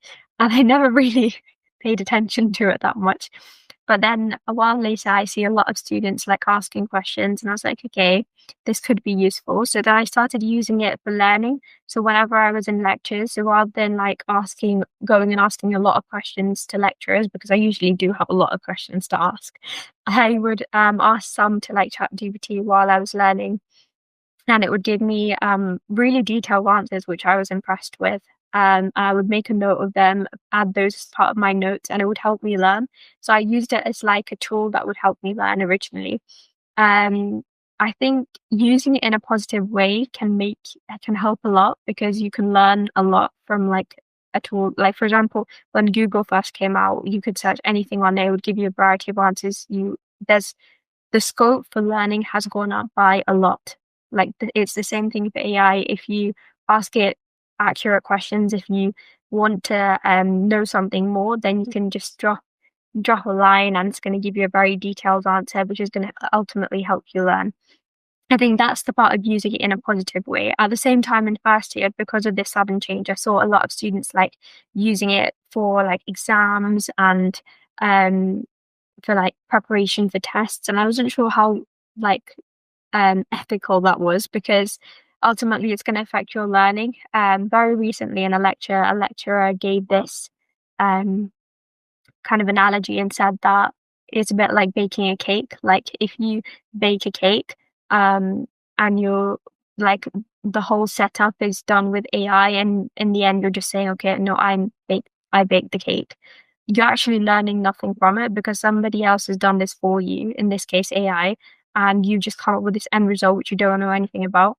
But if you know the ingredients and you just use it as like a sous chef who's going to help you a little bit, prompt you in the right way, is going to help you ultimately get to the result that you want to, then by the end result, when you bake the cake, you know so much more about it. And I think that's the right way of approaching it. So you use AI to help you and not to get to a solution which you don't know nothing about. But that was my initial experience. And I think for my first and second year, I used it as like an assistant. So I would ask questions to it, but not that much. Like I use it like once a week or twice a week on average, like just to go through my notes from lectures, etc. But then when I stepped into Deloitte last year, the amount of AI I use now has gone up dramatically. So now it's like, for me, it's like a tab which is always open. I ask a lot of questions to it. It's like constantly there. And I think this changes because in corporate companies, they're really promoting the use of AI to help you. I thought it would be completely the opposite, but they actually want you to use it and make those really complex, long tasks a lot easier and shorter in time for you. So, for example, when I'm writing really complex narratives, I would brainstorm with ChatGPT. I'd ask, "What do you think?" And I'd write my own ideas, take some ideas from AI, and then make like a brainstorm map of it. And then I would go on to writing a version and then refining it with ChatGPT. So I'd be constantly using it in all of the tasks that I do. Even at that point, it would act as a companion and it would support me in my task. But at the same time, I was using it a lot more because it was also kind of changing the way that I do stuff. Like if I compare a version that I wrote solely by myself and one that I wrote with ChatGPT, I could see the difference. And I think the language was a lot more kind of refined with ChatGPT. And I saw that actually, no, it's good. It's producing good quality. It's taking the good part of me, the good part of what it knows, and it's making something which is actually something that I'm happy with. So I started using it a lot more. And I mean, I used it to that extent, but I know like a lot of people and companies who use it literally all the time for everything that they do. Like every single email will be checked by an AI. And I think that's okay for corporate companies because you're learning, but you're still learning whilst using the AI. Like the AI is helping you to learn and helping make your task simpler. So it's okay. But now stepping back into studying, I think it comes back to the same analogy. Like you need to use it to help you rather than get the end result for you. And I attended a lecture yesterday and I used it to like refine my notes, make them better and more concise so then I can remember them more effectively. But at no point would I say use it for completing like your lab assignments or completing any work for you, because in the end you're just going to learn nothing about it. And if not now, but when you apply for jobs or later on, you're going to need those skills. So don't waste your time right now and make AI do stuff for you, because ultimately it's going to go bad for you. So yeah, I think that's my take on AI. It's gradually grown and I see its pros, like it's very helpful, it's very good at a lot of things, but equally you need to be mindful that it's like, it is AI, it's not another person. It's not very ethical. There have been a lot of different ethical issues surrounding it, and when it comes to sharing data, be very careful. Even when you're working in companies, we're not allowed to share high risk confidential data. With AI, the same applies for university. I don't think you should share too much of like your own work, because ultimately you're like feeding your data in. But yeah, I think be mindful of that and use it to help you. But don't use it to get to the end thing, like do everything for you. Yeah, that's my take, and that's I think what I would recommend anyway. People will say this next response is an unusual choice. But the question which I want to ask is, what is your favorite tool or software which you use in your specialized subject? I think hands-on, this is Google Drive for me. Like, I think coming from a tech background, people must say like, I like this IDE, I like Visual Studio Code, or I like using Canva a lot, etc. But for me, it's definitely Google Drive. And I think this has been the case since A-levels for me. Like I started making notes written, and I used to have these really big folders of notes, and I would do everything on paper. But as soon as I stepped into computer science, I realized that we have to give a lot of computer-based exams. And it's just not practical to have my notes on paper because most of the time I'm coding and I wouldn't really write my code on paper because I can't test it. So it didn't make sense for me to make notes on paper anymore. And I started using like Word documents, etc. But then you have to file them, and you can put them in folders, etc. But it wasn't practical because I couldn't like access it from another computer. I would have to keep on sharing files, etc. But Google Drive has been a thing that I use constantly and I have open all the time. Like I can make documents on Excel, forms. Like for my final year project, I'll probably making a Google form. But I have everything on there, and because I've used it so much, it slowly collated all of my information. So from my A levels, I still have notes on there. I have notes from first year, second year, and they'll always be on there, and I can access it from any device. So I'm just happy with the way that it works. And I've always used it. I'm so used to it. And I think the controls and everything are spot on. Even if you join a Google Meet, you can also access one of your documents from there. Like there's a lot of useful links and handy tricks with Google Drive. So that's one I would recommend. Has worked for me. So yeah, definitely my favorite tool. Your mindset is very like powerful, and I was like, which we can see from this podcast, and I was speaking to you before this podcast, and you mentioned an inspiring story, and I wanted to ask, what is your biggest rejection in your journey so far? I think so. Definitely the only and the biggest one for me is not getting the course and the university that I wanted to go to after A levels. So during my A levels, I've always really enjoyed science. Like, although my passion for computer science has grown gradually, I've always enjoyed science a lot. Like, I'm crazy for biology, absolutely love physics, and math has always been the top of my list. But I think I was very confused. Like, I liked sciences, I like maths, I have a logical mindset. What should I go into? There's plenty of STEM careers. It gets confusing. And it was also COVID during that time. So I think a lot of the work experiences and the kind of experiences that I would have had a chance to do, I just didn't get to do. And that made it even more tough for me to decide what I wanted to do. And I think during my A levels, due to like a combination of factors, I think my school, I started like doing an EPQ, an extended project qualification on AI, during my A levels, and I wasn't able to complete those. And then I think COVID had a significant impact as well at that time. So I ultimately ended up going to Queen Mary for computer science, and I was like very disappointed. I totally felt like it was the end of the world. This isn't appropriate for me. It was like a backup option. I don't know what I'm doing. And although like I have always thought about computer science, I hadn't really been hands-on with it. Like I did GCSE computer science, but I didn't do A-level computer science. And I was totally like detached from it. Like I didn't write code. I just went to events related to computer science. So I was very like, what am I gonna do? First year I came in and a lot of people already know like how to code. They know the fundamentals. Everybody's getting started very smoothly. And I'm like, what's happening? I don't even understand this. So it was a real struggle for the first semester, and I think that's the most I've ever struggled, I think, throughout my school and university. Like all the years combined of education, that's definitely been the toughest period, which was semester one of first year.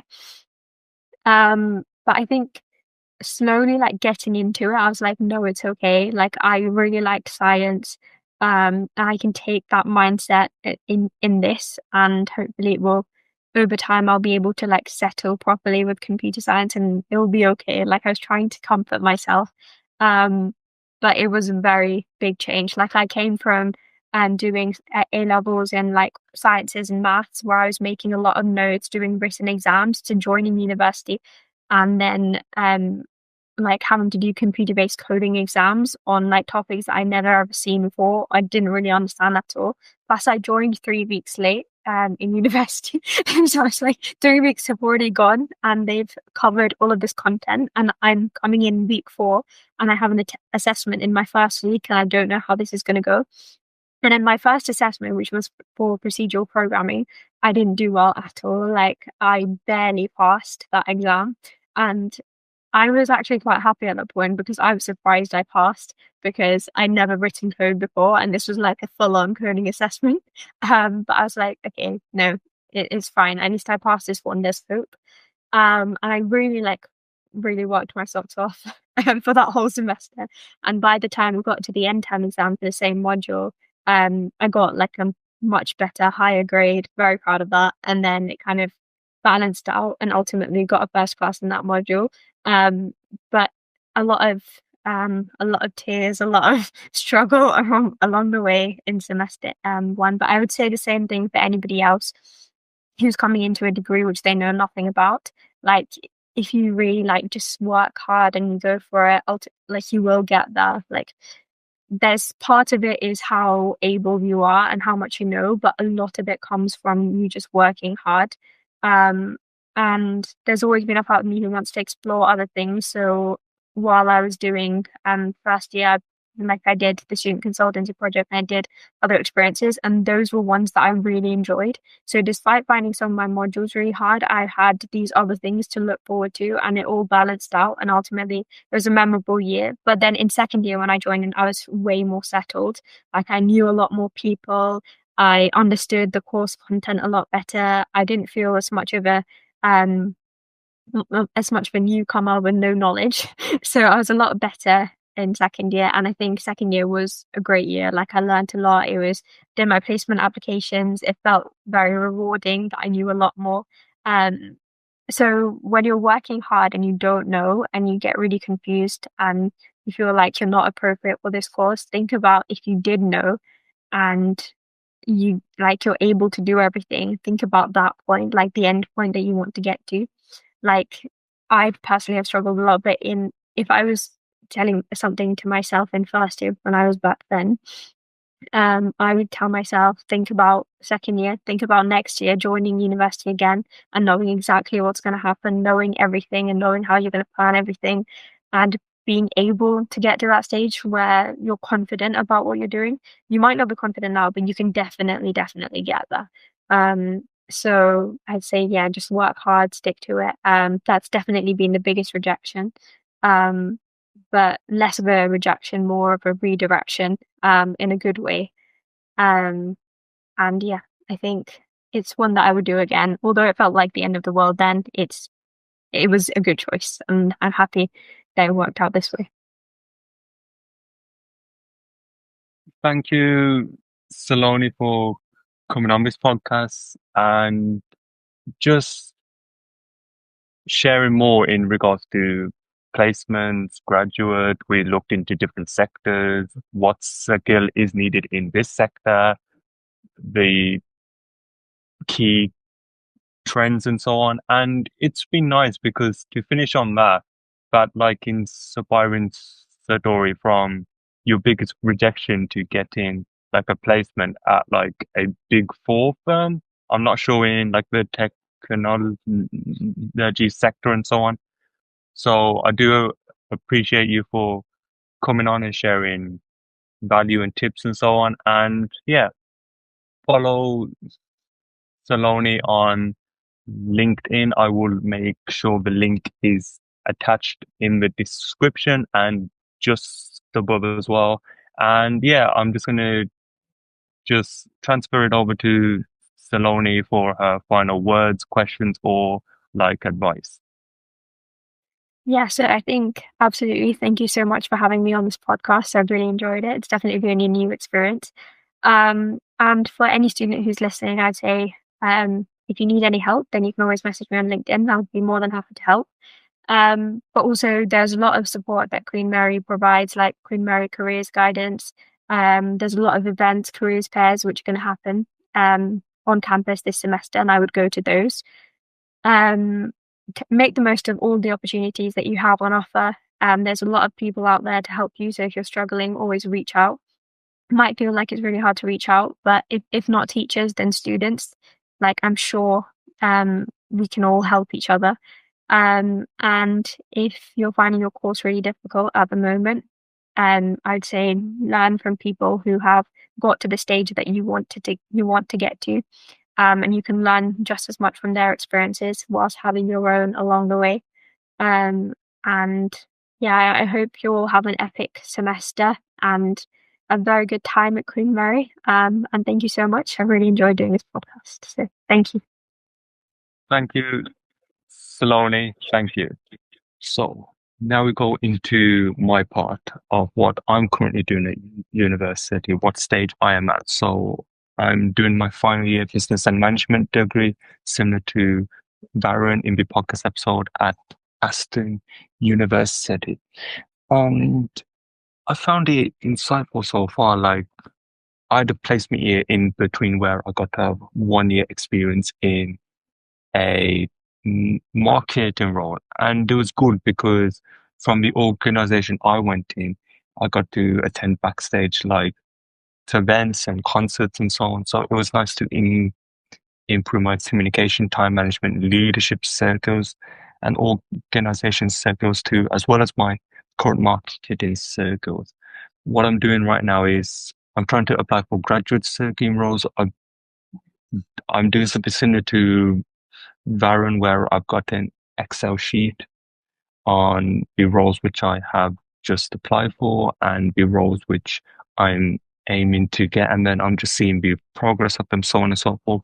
One thing I wanted to mention is online assessments. We didn't really bring it up in Varun's episode in regards to going into too much detail about it, but the thing with online assessments is there isn't just one form of online assessment. So there can be many forms. For example, with me, I've had numerical reasoning, which is sorting out certain mathematical problems. I've had verbal reasoning. I've had critical thinking. And another part of the online assessments which I've done is I've had to play these interactive games and so on. So I have to make sure that I get the right sequence of the shapes, how I can move one thing to one place in less moves, so that looks into my critical thinking skills and how I look at things. And it's been an interesting year so far. I feel like right now I'm in my 4th week of university. I don't want to give too much context because of what I'm going to say right at the end, but it's been I think the first week it was more about learning about deadlines, learning about assignments, the structures, so on and so forth. And it's just the next few weeks is in a couple of weeks' time, it's reading week. So that'd be good to get caught up more on reading. I am caught up on 2.5 modules of reading. I'll get the 3rd one done this week, and then next week that's the focus. And yeah, my biggest rejection would be more in regards to my placement year, because I did get a lot of rejections from companies, but some companies I went to like a final stage. I was showing my passion. I liked the culture. They liked the dream I was going at, and it just went to the final interview and it just went with somebody else. So that happened a couple of times actually. One for a podcasting role, and another one for a role for a big corporation. I don't want to give too many names because I'm going to mention it in what I'm going to say right now, which is what is going to come back. And I can't believe I'm saying this, but season 2, series 2 of Discipline and the Effects of an Actionable Planned blog series. I'm filming it right now. This is the 4th week of filming, and it's just been crazy so far. And everything that I'm going through, my progress so far, all the challenges, all the hurdles, things I've liked, people I've connected to, the goals, my attendance, will all be covered in that series. So listen out, and it will be coming very soon. And here is a teaser to it.